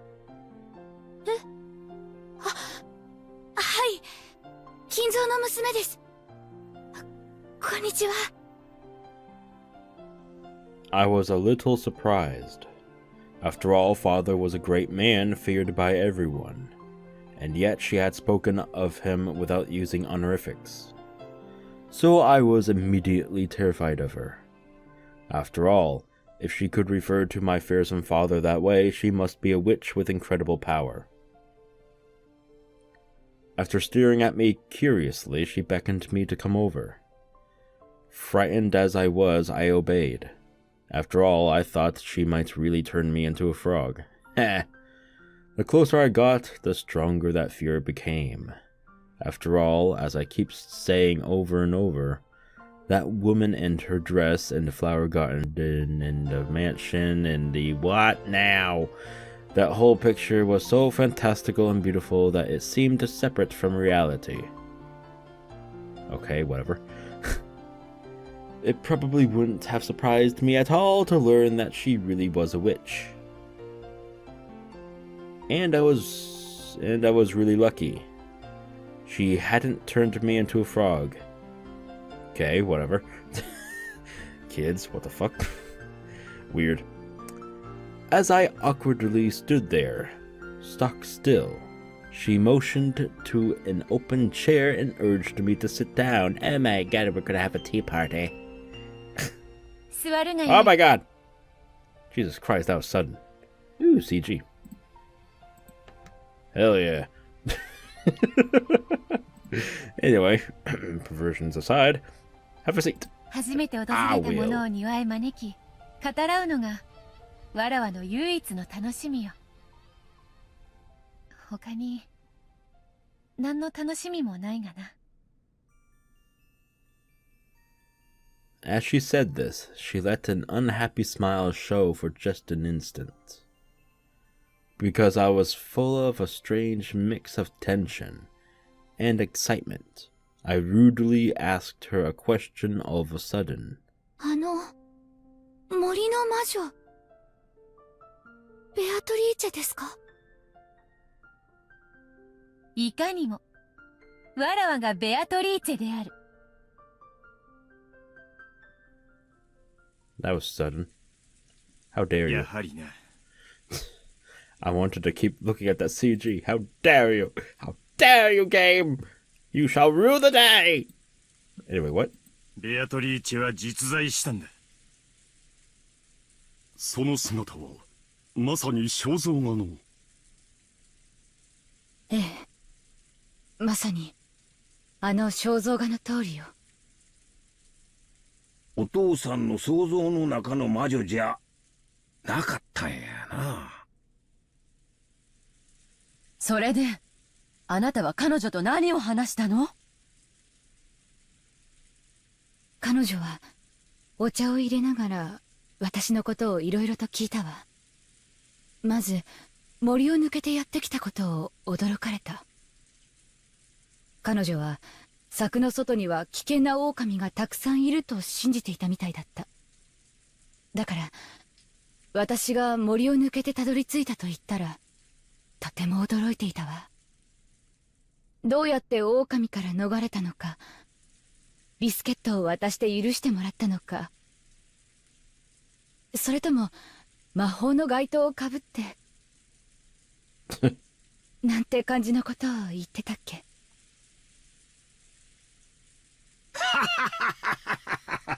そりゃ確かに魔女っぽいわな。面白いお人や。あなた黙って。ずいぶん昔だけど、お父様は森には狼が住んでいるから近寄ってはならないって私 If たち they を were 脅さなかっ fucking た。 wolves, if they were wolves on an island, that's already baffling, okay? You're all idiots if you truly believed that, okay? It's a fucking island. How would wolves get there? And especially if you... Okay. Have you heard any wolves howling into the night? At all in these past many years? No? Okay. So back to my statement. You're all stupid. Alright? Alright? All of your siblings. Alright? You're all stupid. Gotcha. Okay. ああ、そんなこともあったな。And all of you are stupid for believing him. バカらしいね。 There you 日 go. 本の狼はとっくの昔に絶滅しているというのに。 Oh, well, and that too. Yeah, there's... Yeah, okay. ま Anyway. さに子供騙しだな。Oh, god damn it. 記憶にねえな。そんな話親父に聞かされたっけ。森には魔女だろ。狼なんて話聞いたことないぜ。That might have been before your time, probably. Probably only said the wolf part to, Cross and Eva. あんたがまだ小学校だった頃よ。 Oh, okay. 覚えてない？そしたらあんた、むしろ狼を撫でてみたいなんて言い出すもんだから。 Hell お yeah. 父様はすぐに狼の話を引っ込めて魔女の話に切り替えたのよ。 God, her voice. I'm sorry, but it's a little jarring. God damn. Not even jarring. I don't know the correct term for it. It's just, ugh. もうその嘘っぽいことと言ったら Get the fuck out of here. You too, bitch. 当時のルドルフには狼よりも魔女の話の方がてきめんだったね。よく覚えているよ。私の背中にしがみついた夜があったことを覚えているかね。ルドルフさんにもそんな可愛らしい時代があったのね。うるせえな。子供の頃の話だぜ。まあとにかくベアトリーチェを閉じ込めていたのがお父さんなら、同じ狼の話をするのは道理ね。彼にとってロッケン島の広大な森は後ろ宮家と愛人の屋敷という相入れない二つの異世界を分断する越えてはならない壁だったのだから。柵の高さを考えると、どうやら親父殿は庭ごと丸々を座敷牢にしたようだな。さながら二つの世界を分ける国境も同然だったのだろう。That says it all right there. 狼はともかく野犬の類でもいたのではありませんか。そのための策だったかもしれません。ロッケン島に狼も野犬もいないわ。その策は兄さんやキリエさんの言うようにベアトリーチェと私たちの間の国境だったんでしょうね。 Correct. しかし、狼の話を素直に信じるなんて、なんちゅうか、純朴やな。わしの想像していた魔女とは随分違う感じやで。そうね。それは私も感じたわ。とても尊大で、確かに魔女のイメージ通りの人だったんだけど、どこかとても子供っぽくて、なんていうのか素直すぎるというか、世間知らずな印象を受けたわ。例えるなら、本当におとぎの国の人みたいというか、本当に不思議な人だったわ。それからどうしたんだ？親父の話とかは出たのか？ええ。何日かに一度、約束されている日もあれば、突然の日もあったそうだけど、ふらりとお父様が訪れては、一緒にお茶を飲んだり、散歩したりしたんですって。私が訪れたその日は、たまたま彼女一人だったと言っていたわ。なるほどな。まさに愛人といったところだ。やれやれ。いくつ年下か知らんが、親父殿もやるね。いかがわしい意味での交流はなかったと確信しています。バカね。男と女の多さに色気がないはずないじゃない。それでどうしたの？それから何の話を？私の自己紹介をしたので、逆に彼女のことを質問したわ。そうしたら、急に雰囲気が落ち込んでしまったの。なんていうのか、とても気だるそうな、寂しそうな。私が初めて彼女の顔を見た時に浮かべていたのと同じ表情だった。まあ秘密の愛人だからな。好き勝手に歩かれておふくろに見つかっちまったらことだ。きっと軟禁に近い状態だったろう。綺麗なドレスに綺麗な屋敷や庭があってもさぞや窮屈な思いをしてたんだろうぜ。そりゃ苦労もあったろうさ。それで彼女はきっと何か悩みがあった。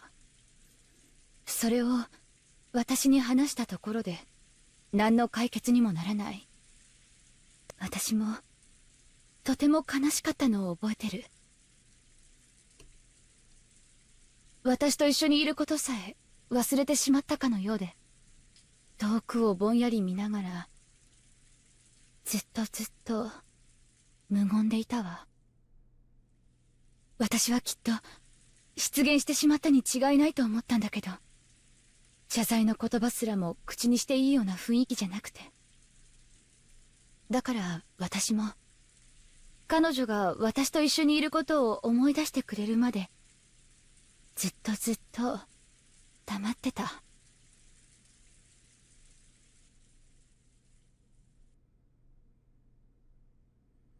And then she muttered unexpectedly.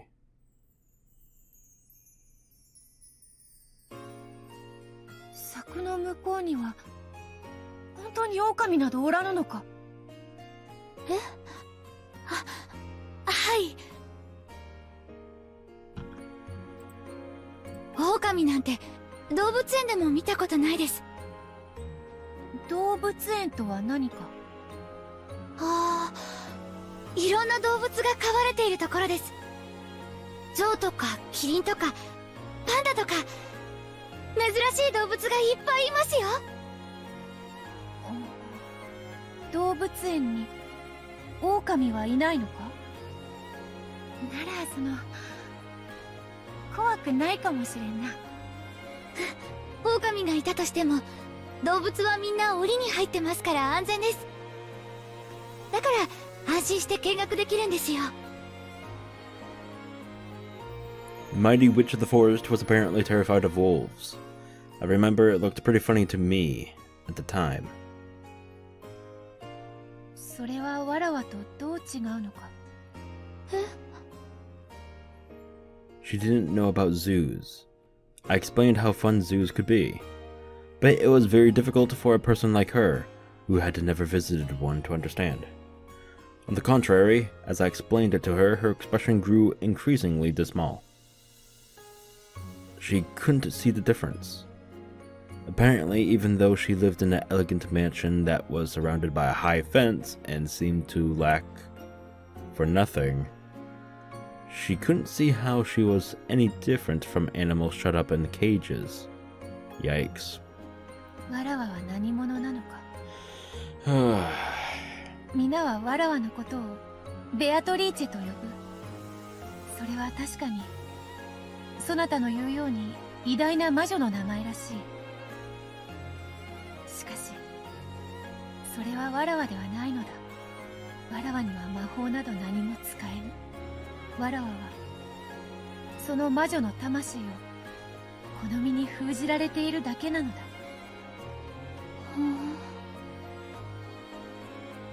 There was definitely something odd about her. Beyond just being cut off from the world, it seemed that she truly believed that magic exists. I think she talked about lots of weird things, but I don't remember the details. All I thought was that this might be a person to be pitied. She was unable to leave this mansion of her own free will, a prisoner without even realizing it. And she didn't know anything about about the outside world, didn't even understand who she was. She probably vaguely realized that she was to be pitied. But since she didn't know anything, she seemed incapable of recognizing her own unhappiness. Long ago, when I told Denisen that I felt sorry for a bird in a cage, she said this: "A bird that only knows about the inside of the cage doesn't long for the outside." But that wasn't a bird. She really was a person. Even if she'd never been outside the cage, she understood that there was more to the world. So, I invited her.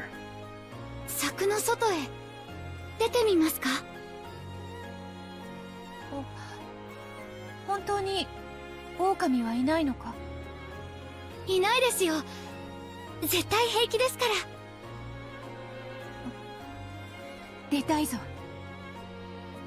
だが、いつも門は閉まっている。私が入ってきたところがあります。くぐり抜けられる隙間があるんです。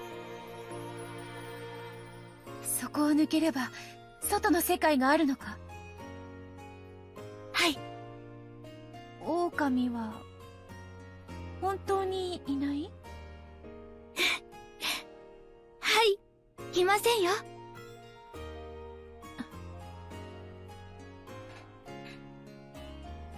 I'm just gonna come out right here and say it.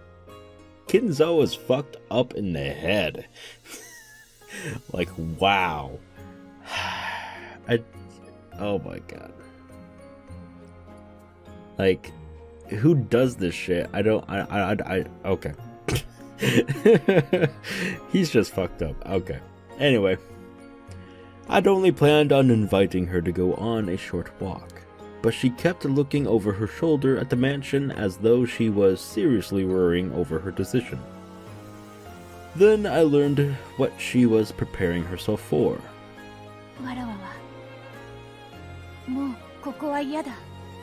Hell yeah, you won't be free. Free from this hell! 外へ出たい。そしてわらわが何者で、この世界はどうなっていて、わらわは何のために生まれてきたのかを知りたい。I didn't know what her life had been like before then. It was probably something she couldn't express easily. If it was harsh, she just had to say she wanted to escape.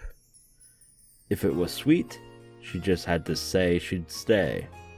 For example, maybe if it was like how a hot fireplace on a winter day makes the air get thicker and thicker, giving you a headache. Even though you know you shouldn't keep things the way they are, you still need courage to open the window and be tormented by the cold wind. She was starting to realize that she couldn't stay there forever. She was starting to realize that she had to go outside someday. But since she didn't know about the outside world, she must have needed courage to take that unspeakable first step outside. And despite that, she had made her decision. She'd voiced her decision to go outside, a decision she was probably making for the first time in her life. I hesitated for a moment. Father had decided that she would live here. She was like Father's beloved bird in a cage. If I just let her escape, Father might scold me harshly. 見たい。え、何を？動物園が見たいのだ。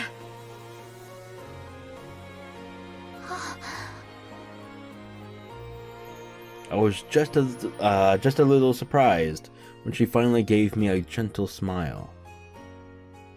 Could that have been a foresightedness brought about by her decision to venture out from her cage? It was a smile so gentle, I couldn't imagine that it had come from that once dark face. そなたと話すと知らないことばかり出てくる。わらわは学校なるものもわからぬし、動物園も知らぬ、映画館も知らぬ、遊園地も知らぬ。そしてそれを知りたいと心の底から思う。そなたはわらわをそこへ連れて行ってくれるのか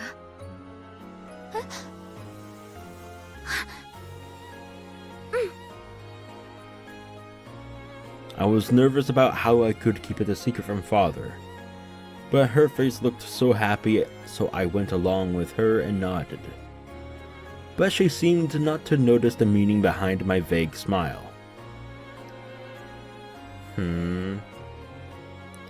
But she seemed not to notice the meaning behind my vague smile. She seemed to believe that I'd really take her to all those places. She was pure and genuine. She'd probably never been tricked by anyone. No, maybe it's better to say that she'd never learned how to doubt. Her smile was somehow radiant and yet pathetic. I wanted to find a way to grant her modest wish. わらわはもうベアトリーチェは嫌だ。 Oh my god. わらわが何者なのか、ベアトリーチェではない新しい人間を始めたい。だからここから連れ出してほしい。もう紅茶もいらぬ、ドレスもいらぬ、金蔵とも二度と会わぬ。ここよりわらわを連れ出してくれ、ローザ。 However, that responsibility was one that a child like me couldn't hope to fully bear. Still, when I saw her serious gaze, along with that brilliant smile that made it look as though a possessing spirit had left her, I could feel a little courage start to rise up inside me. This was definitely something that would get me into a lot of trouble, and yet it was definitely the right thing to do. I don't know how it'll turn out, but I'll take her away from here. Of course, I won't be able to talk to Father, and not Mother either. Should I talk to Oni-sama or Oni-sama? No. What about that reliable Genji-san? Or that's right, what about Kumasawa-san? To whom I can always talk when I'm in trouble. I'm sure they'll be able to do something. Anyway, for now, I'll take her out of here. This was already a place she didn't want to be. So I took her to the crack of the fence and led her outside. She was all nervous, checking to make sure that there were no wolves around. But once that fear disappeared, even just walking around that dense forest seemed to be fun somehow. Every time she found something, she'd ask me about it. And they were all really trivial things. What's that flower? What's this leaf? And that sound? And that smell? It really was like the inside of that fence had been her entire world. So, now that she'd traveled beyond the limits of her world, It's strange. When I first saw her, I really thought she was the witch herself, relaxing inside the witch's mansion. But now it was different. Or actually the complete opposite. She'd left a world that she believed to be finite, and was overjoyed at the realization that the world was endless, something she'd never thought of before. So everything she saw, she was, sorry, fucking up. I know, it's just that it's going well past the time I usually end it. Hey. So everything she saw was new. It was almost as though she was the one who had been thrown into a fairy tale. If she was Alice, then I felt almost like a rabbit holding a watch. To her, it was probably a really funny walk. A really fun walk. Not funny. Filled to the brim with excitement. But I was actually at a loss at what to do. After all, I walked randomly to get there. Of course, I didn't know the way back to our mansion. There were no lights in the forest, and I hadn't brought a flashlight. I realized it would be terrible if it got dark while we were still like this, and grew impatient. She was too innocent, and apparently she couldn't understand at all how frightening it would be to face the night inside the forest. But I was the one who brought her outside. I had to take responsibility somehow, and resolve the situation. So I had a thought. Let's go out to the ocean for now. If we then follow the beach around, we should eventually make it to the back, we should eventually make it back to the mansion. Fucking Christ. Oh my god, I'm so sorry. However, that was much more of a problem than I imagined. I didn't have a map or a compass. There's no way I could walk in a straight line through an uncultivated forest, and I immediately lost my sense of direction. I already had no clue which trail I had come by, and was completely lost. At this rate, night would definitely fall before I had a clue where to walk. But this was no time to cry. After all, that woman following behind me was so innocent and having so much fun. So I definitely had to lead the way through the forest, for the sake of her smile as well. Gritting my teeth so that she didn't see me looking troubled, I pushed my way through the woods, advancing down a path that wasn't a path. Then, after going through various troubles, I fortunately managed to reach the ocean. Yay! At that time, my fucking asshole. I still didn't even have a clue where I was on the island. But for the time being, I was just a little reassured. Realizing that if I just went around this way, I would surely be able to return to the mansion. However, though I had reached the ocean, we were at the top of a rock cliff. The beach was far below us. I was tired from walking around the forest for so long, so I figured that an open area, even a rocky beach, would probably be much easier to walk in. So I suggested that we go down that rocky cliff somehow. Oh. Okay, I can see what's going to happen now. Oofa. It looked pretty dangerous, but I figured there was no other way. However, Beatrice agreed to my plan without any doubts.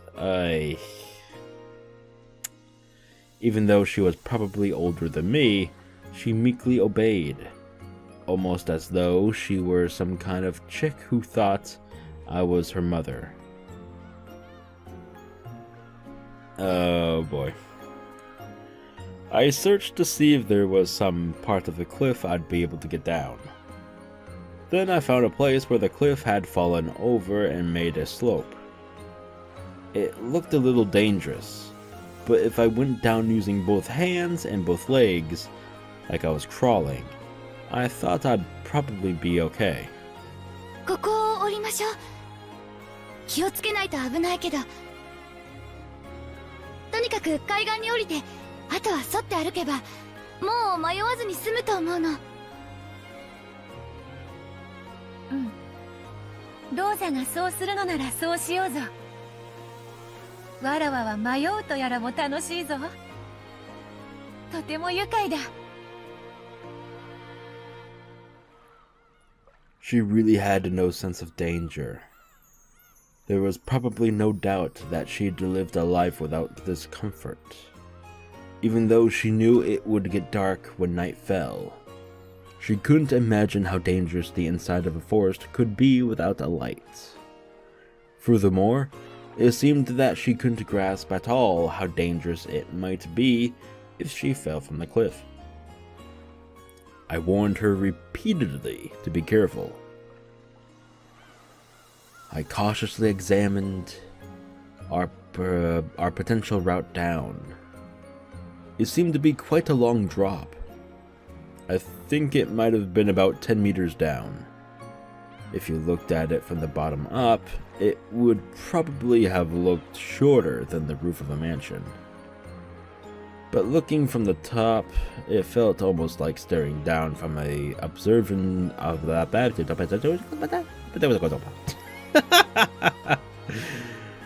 I'm so sorry, you guys. Jesus Christ. I don't usually record for this long. At least not anymore. So now my mouth is dry as a fucking bone. Jesus Christ. But looking from the top, it felt almost like staring down from the observation room on Tokyo Tower. There we go. Boom, bada bing, bitch. But Beatrice still appeared to be completely without fear. It felt as though she had never even been taught that high places were dangerous. No, maybe she believed that she was a witch, and that she could fly. No. So there wasn't any need to worry. 気をつけてくださいね。結構高いから。うん。気をつけるぞ。下へ降りたら海があるな。そこに水族館があるのか？いえ、この島には水族館はないですよ。でも、海にはたくさんの魚がいると思います。そうか。魚はいるのか。そなたが話してくれた、クジラとかイルカとかペンギンとかはいるのか？いえ、そういうのは水族館に行かないといないです。水族館は島を出ないとないですよ。そうなのか。だが楽しみだ。クジラとはどんな魚なのか？すっごく大きな魚で、あれ？哺乳類かな？それで潮を吹いたりします。ほう。ならばイルカは？頭のいい魚で、あれ？これも哺乳類だっけ？とても頭が良くて芸とかを覚えられるんですよ。ほほ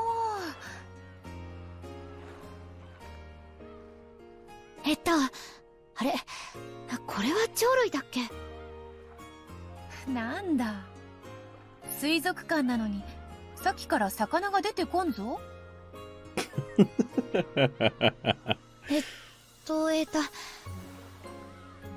まあその魚だけでなくいろいろな海の生き物がいっぱいいるんですよ。ほほー。それはとても楽しみだ。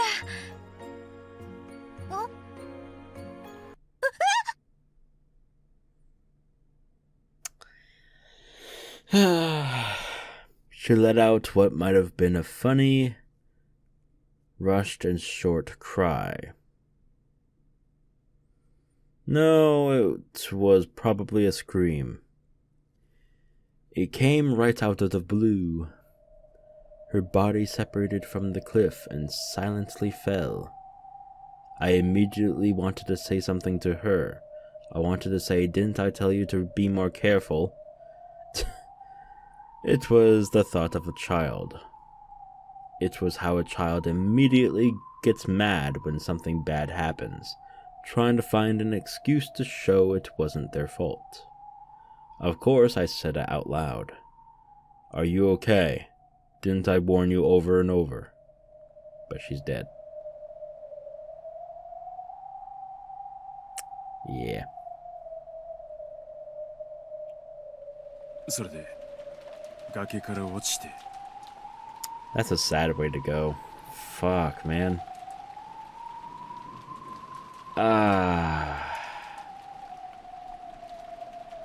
She was all naive and shit, and she just had a child's innocence, you know? But, fuck, that's just a sad way to go, man. Damn.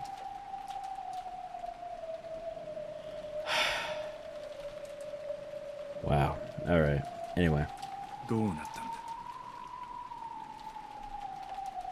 What do you mean, then what?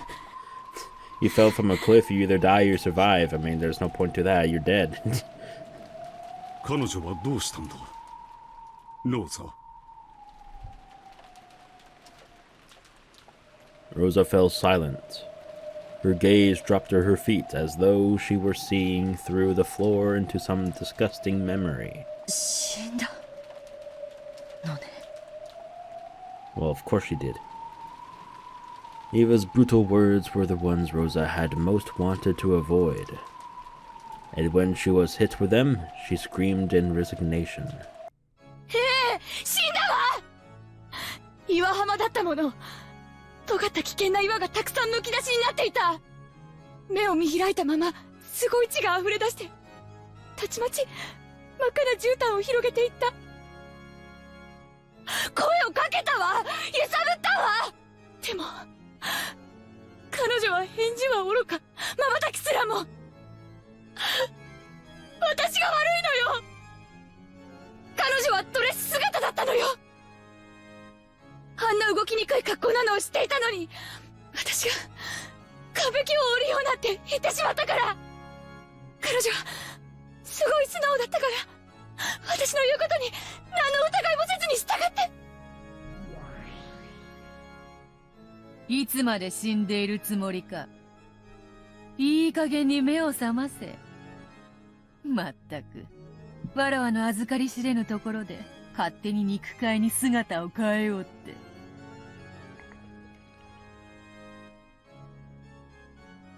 おめえのとこの太もも姉ちゃんとイチャついてただけだぜそれよりこれはどういうことだ見たままよわらわは足を踏み外して転落し死んだなんだと19人目として登場しておきながら死んだだとふざけるなそんなわけはないローザおばさんは子供だったし焦ってた医者がいたわけでもない多分死んだと誤解しただけでお前は多分仮死状態か何かで生きていたんだそうだろIt can't be true. She's got to be alive. Otherwise, how can she be here? The kid-aged Aunt Rosa shook Beatrice's body, crying. I stared into that face too. But her eyes were still open, and it really was a corpse. I wanted to dodge the issue by saying something vague, like she must be playing dead. But no matter how I looked at it, it didn't look fake at all. It really did look like she was dead. Beatrice had fallen upside down from a cliff of that height, and her head had smashed against the pointed tip of those sharp rocks.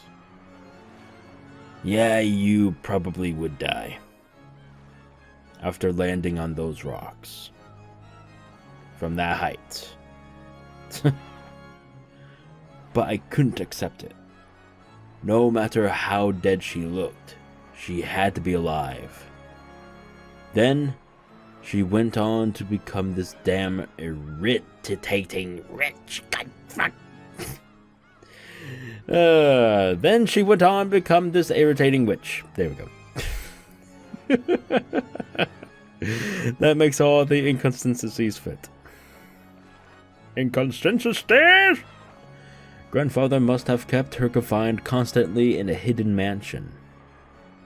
Then, to take revenge for that, she committed several atrocious murders. Sorry, there we go. Those atrocious murders. Aunt Rosa probably just mistakenly thought she was dead. But she was actually alive, and as soon as Aunt Rosa left, would miraculously breathe again. Yay! It's a miracle. Fuck. I'm just batshit crazy. Alright, 2 hours and almost 12 minutes. Jesus Christ. I hate it when it does that. Okay, anyway. Oof. Then she somehow lived on until today, and opened the curtain on her revenge drama. Dun dun dun. Otherwise, the facts don't fit together. Yeah, you wish. そう簡単には騙されねえぞ。赤で復唱できるか？確かに死んだと。どうせ生きてるんだろ？見え見えだぜ。それのどこが生きているように見えるというのか。間違いなく死んでいる。There we go.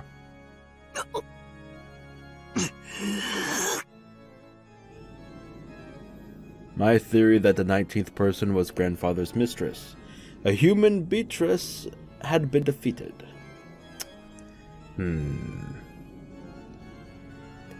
I had planned to strike back from a defensive position, but... なら、お前は何者だってんだ。お前はたった今、まさか魔法で蘇ったとか言い出すんじゃねえだろうな。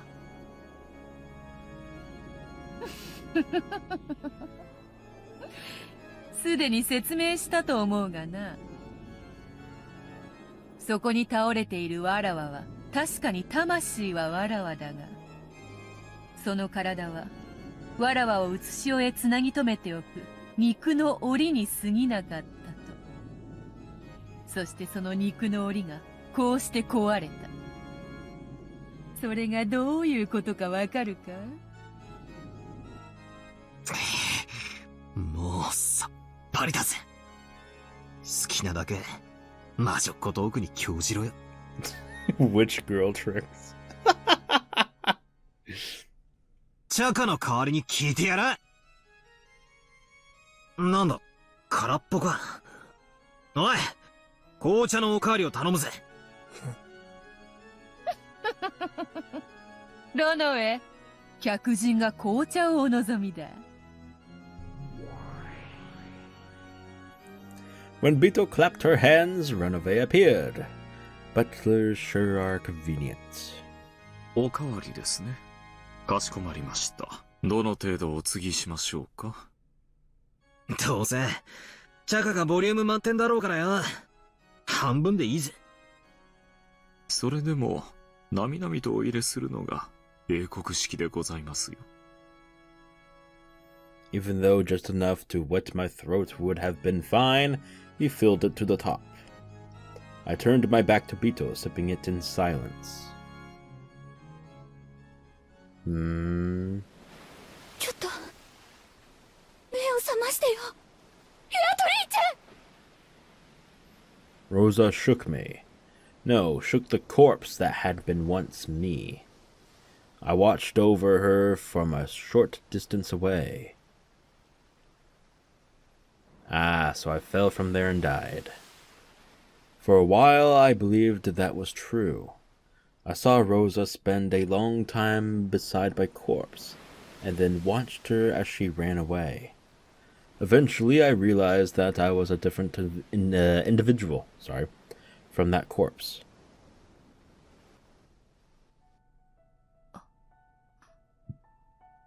そうか。ん？わらわか。ようやく金蔵の戒めから逃れられたのか。Eventually, I felt the memory returning. The fact that I was an endless witch who had lived for 1,000 years. Then I remembered that I'd been summoned by Kinzo, and that I'd been imprisoned by him for a long time. While being imprisoned in a cage of flesh, I completely lost my memory as a witch. However, thanks to Rosa, if you could say that. What? Thanks to my accidental death, I'd now finally regained myself. ローザ、そなたはわらわを死なせてしまったと後悔しているだろうが、わらわにとっては感謝したいくらいよ。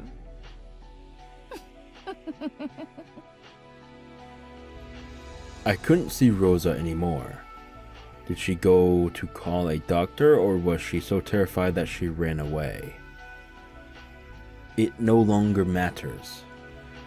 That soulless shell no longer has any value.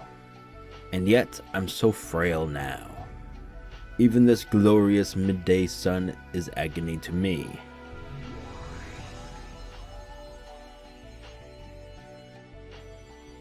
I destroyed my human form.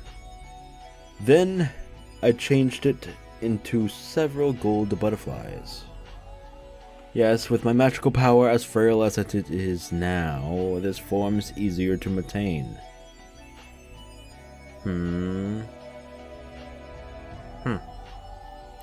To escape even a little from the light of the sun, I rode the wind and gently flew up the side of the cliff. It will probably be a lot cooler in the forest. Anyway, I'll take some time to recuperate and regain my former power. As I ponder how to make Kinzo pay up all that he owes me. Dancing alone through the air, I looked down at the shore one more time. On the rocky shore lay the figure of what had been once me. The figure I would eventually regain. To regain the form of that physical body I had thrown away. It would probably take more than 100, 200 days. And it might require 1,000 days, or perhaps even more. However, I am the Endless Witch. The Golden Witch who has lived for 1,000 years. Waiting any countable number of days would be no problem. Oh, Kinzo. Regret? Yes, regret. Regret that you are not here now. No longer will you be able to capture me.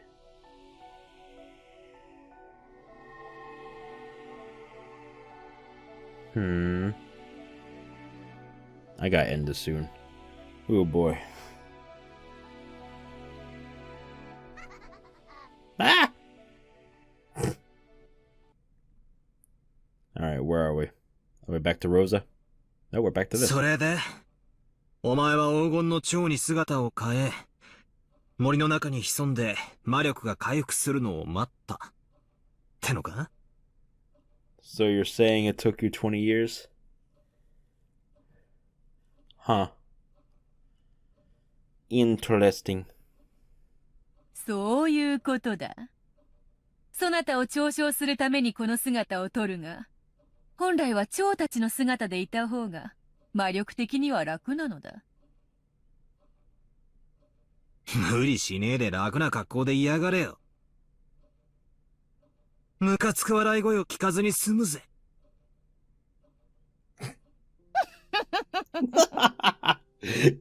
Yes, like that. Oh my 蝶 god. に姿を変え、森に紛れたわらわを探し出すことなど、もはや金蔵には不可能なこと。だが、金蔵も指を加えているわけではなかった。しかし、わらわを捕らえる方法はすぐに用意はできぬ。そのため、まずはわらわをこの島から逃さぬ方法。そして、わらわが力を取り戻すことがないよう、即座に手を打ったのだ。Oh, talking about that little shrine thing? That, pretty soon, eventually, one of the servants destroys, Shannon. There we go. Yeah. やれやれ。とにかく金蔵の執念深いことと言ったら、想像を絶する。I mean, maybe that was it? I don't know. Anyway. あれに惚れられるのも、なかなかに辛いものだぞ。蝶になったお前を逃がさない方法？なんだよ。森全体に蚊帳でも張っとってのか？ Very hilarious. うん。それを魔法的に行ったのだ。I was joking. Fuck off.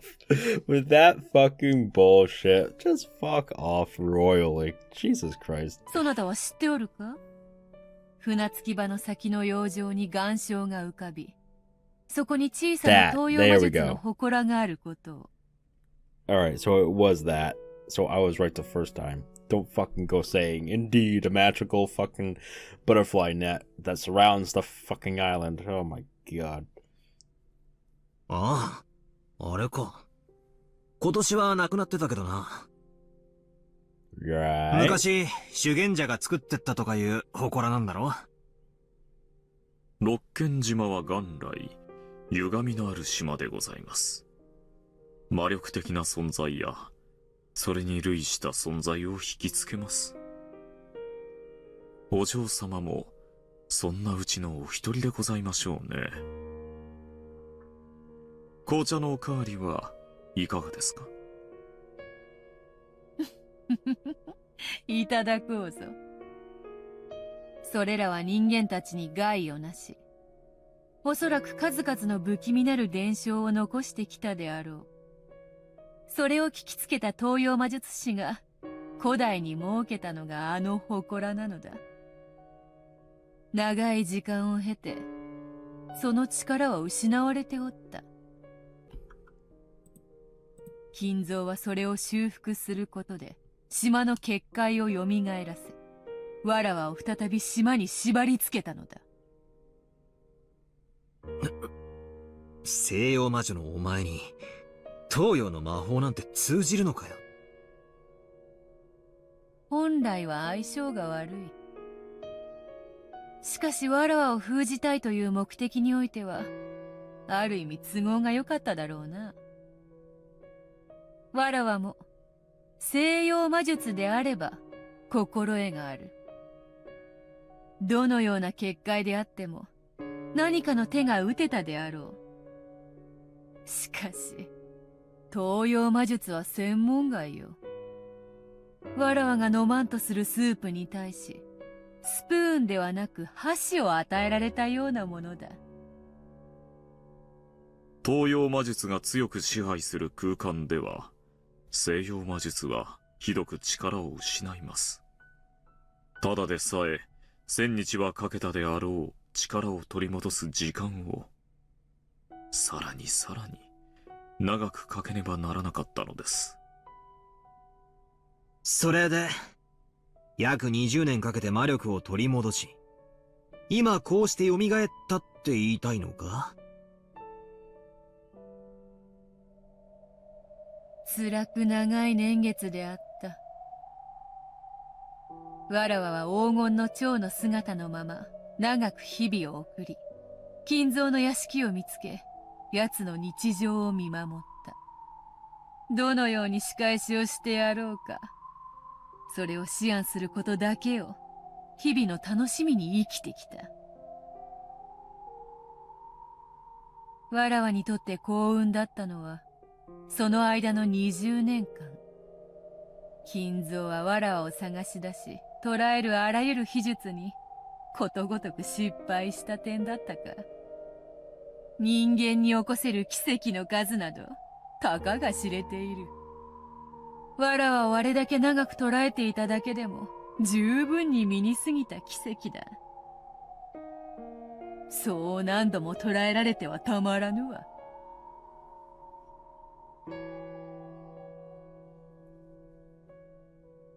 じいさまが前のゲームだかで言ってたな。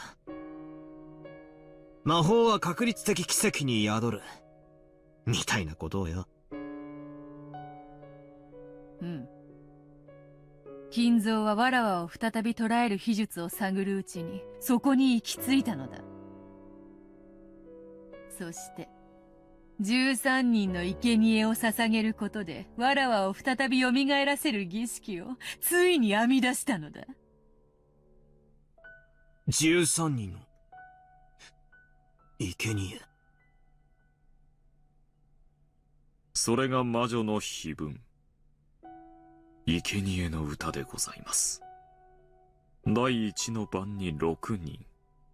第2の番に2人。そして、第4の番から第8の番にかけて5人。合計13人の生贄を捧げる、禁じられた儀式。その生贄はランダムに決められ、儀式を執り行う金蔵自身も例外にはなりません。バカ野郎。この島で起こったあの凄惨な殺人が、全部、おかしな儀式だって言うのかよ。 I'd had a vague idea that this might be the case, but I couldn't just hear that it was the truth from a witch. That it was true from a witch. There we go. And a demon and say, "Oh, really?" and accept it. ロッケン島には18人いる。13人が生贄に捧げられ、5人だけが生き残る。そしてわらわは蘇る。つまり、金蔵がわらわに再び会える確率は、だいたい3分の1といったところか。その確率に自らの命を落とし、残りわずかな寿命の最後の一瞬に、わらわとの再会を望んだのだ。そのふざけた儀式のために、俺たち親族が集められたってのかよ。ふざけやがって。いい加減なことを抜かすんじゃねえ。もとより契約の通りだ。金蔵の生を終えるとき、貸し与えた黄金と、そして金蔵が生み出した財産のすべてを、わらわがもらい受けることになっておる。金蔵には散々に英雄を飲まされたが、今となっては、この1000年でも稀な時間だった。何しろ、魔女の天敵は退屈よ。それから逃れることのできる数十年間を提供した金蔵には、なるほど、それも含めて借りがあるやもしれぬ。わらわは金蔵のゲームに乗ることにした。そしてまず、金蔵は、後宮家当主の指輪をわらわに返却する。わらわの黄金で復興させた家だからな。そして、13人の生贄を気まぐれに決めるのだ。そしてその過程で、お前たちが右往左往し、わらわに立ち向かおうと様々な人間模様を見せてくれることは、わらわにとって非常に愉快なことだ。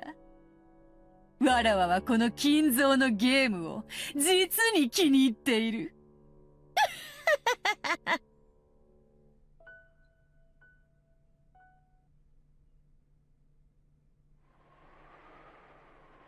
ああ、そんな魔法話は絶対信じねえぞ。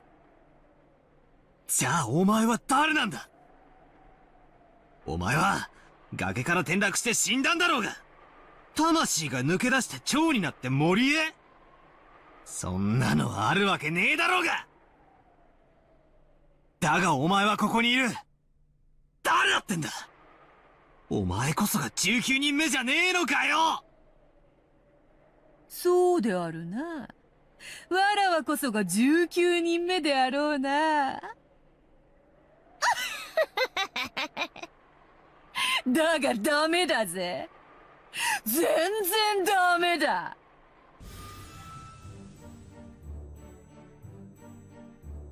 この六軒島に19人以上の人間は存在しない。なんだってってことは、18人プラス X の、X は存在しないってのかよ。俺が取ったコマ、X は、存在しないってのかよ。 Yeah, she was just playing around with you. Of course. そういうことになります。実にご愁傷様ですよ。しかし、お嬢様は手がお早いですな。もう少し泳がせて、最後にひっくり返すものとばかり思っておりました。さて、バトラス様。紅茶のおかわりは、もう結構ですか？いらねえよ、チキショウ！俺は信じないぞ。18人の中に犯人がいるわけねえ。じゃあお前は何なんだよ。どうしてここにいるんだよ。19人目が存在しないってんなら、お前は18人の誰かの変装だって言うのかよ。そなたにとってしぶしぶとではあっても、18人の誰かを疑うことが最後の逃げ道、キャスリングとなるであろうな。しかしわらわはここからが難しいのだ。そなたはなりふりさえ捨てれば、18人もの人間を自在に犯人に仕立て上げられる。その18人の駒をくぐり抜け、わらわを認めさせチェックメイトに至るのは、実に難しいことよ。そんなことするもんか。18人の誰も疑わない。疑いたくない。またここに追い込まれちまったのか。畜生、畜生、畜生。三度に及んだそなたとのゲームもいよいよ終盤戦のようではないか。もう逃げ場はないぞ。お前の大好きな18人を疑いたくないだろう。わらわがそれをかぶってやるぞ。なのになぜわらわを拒むのか。序盤は本のように、中盤は魔術師のように、そして終盤は機械のようにさせとな。これより詰めるぞ。ゆっくりじっくり確実にな。いや、それともそなたにふさわしく一気に畳みかけるのが良いのか。そなたにはそれが似合うだろう。そうしよう。すでにそなたの苦手とする攻め方も知り抜いておるわ。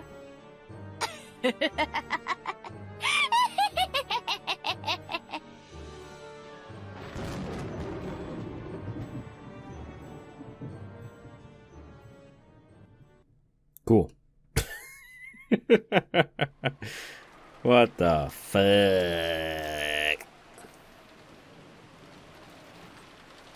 Ah, boy, oh boy, oh boy.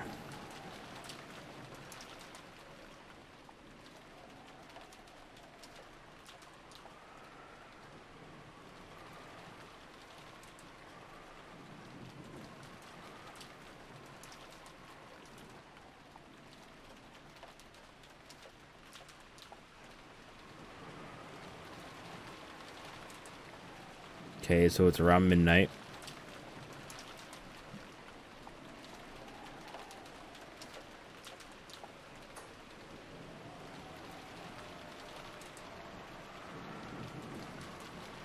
There's the chime for it.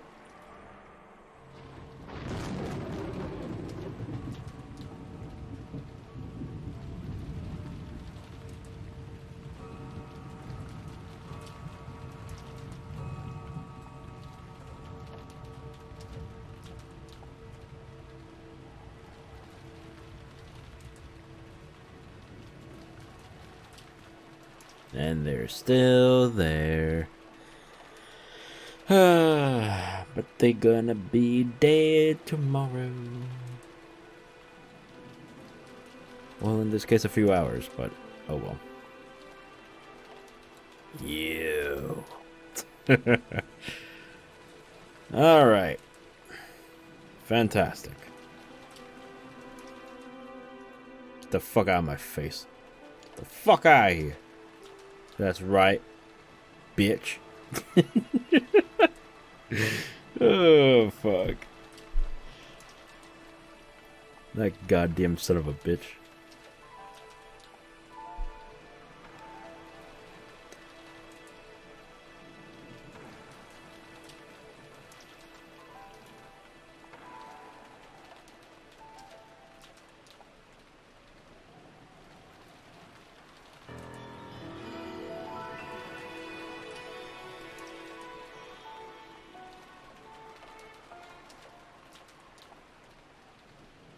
Oh my god.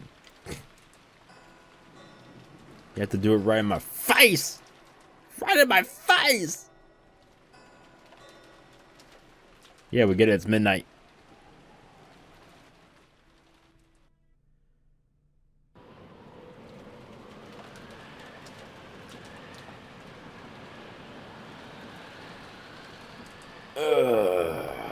Alright. Whenever it settles, probably here. Oh god. No, I hate you so much. I am obviously going to go ahead and end it here for now. So, I hope you all enjoyed this, whatever the fuck this was. Jesus. I don't know what to say. I don't know what to think. I don't know anything. Oh, fuck. Of course, they both had to betray Bachelor at the end there. Of course they did. Oh well. I thought we would be friends, but I guess not. Fine! I won't be friends with you either. Son of a bitch. Alright. Enough of the theatrics. So hopefully you all enjoyed it. If you did, please leave a like, share the video, and subscribe to the channel if you haven't already, because there will be obviously more Umineko and Higurashi soon. So stay tuned for that. And I guess that's it. So until then, please everybody, as a reminder, please stay sinful, folks.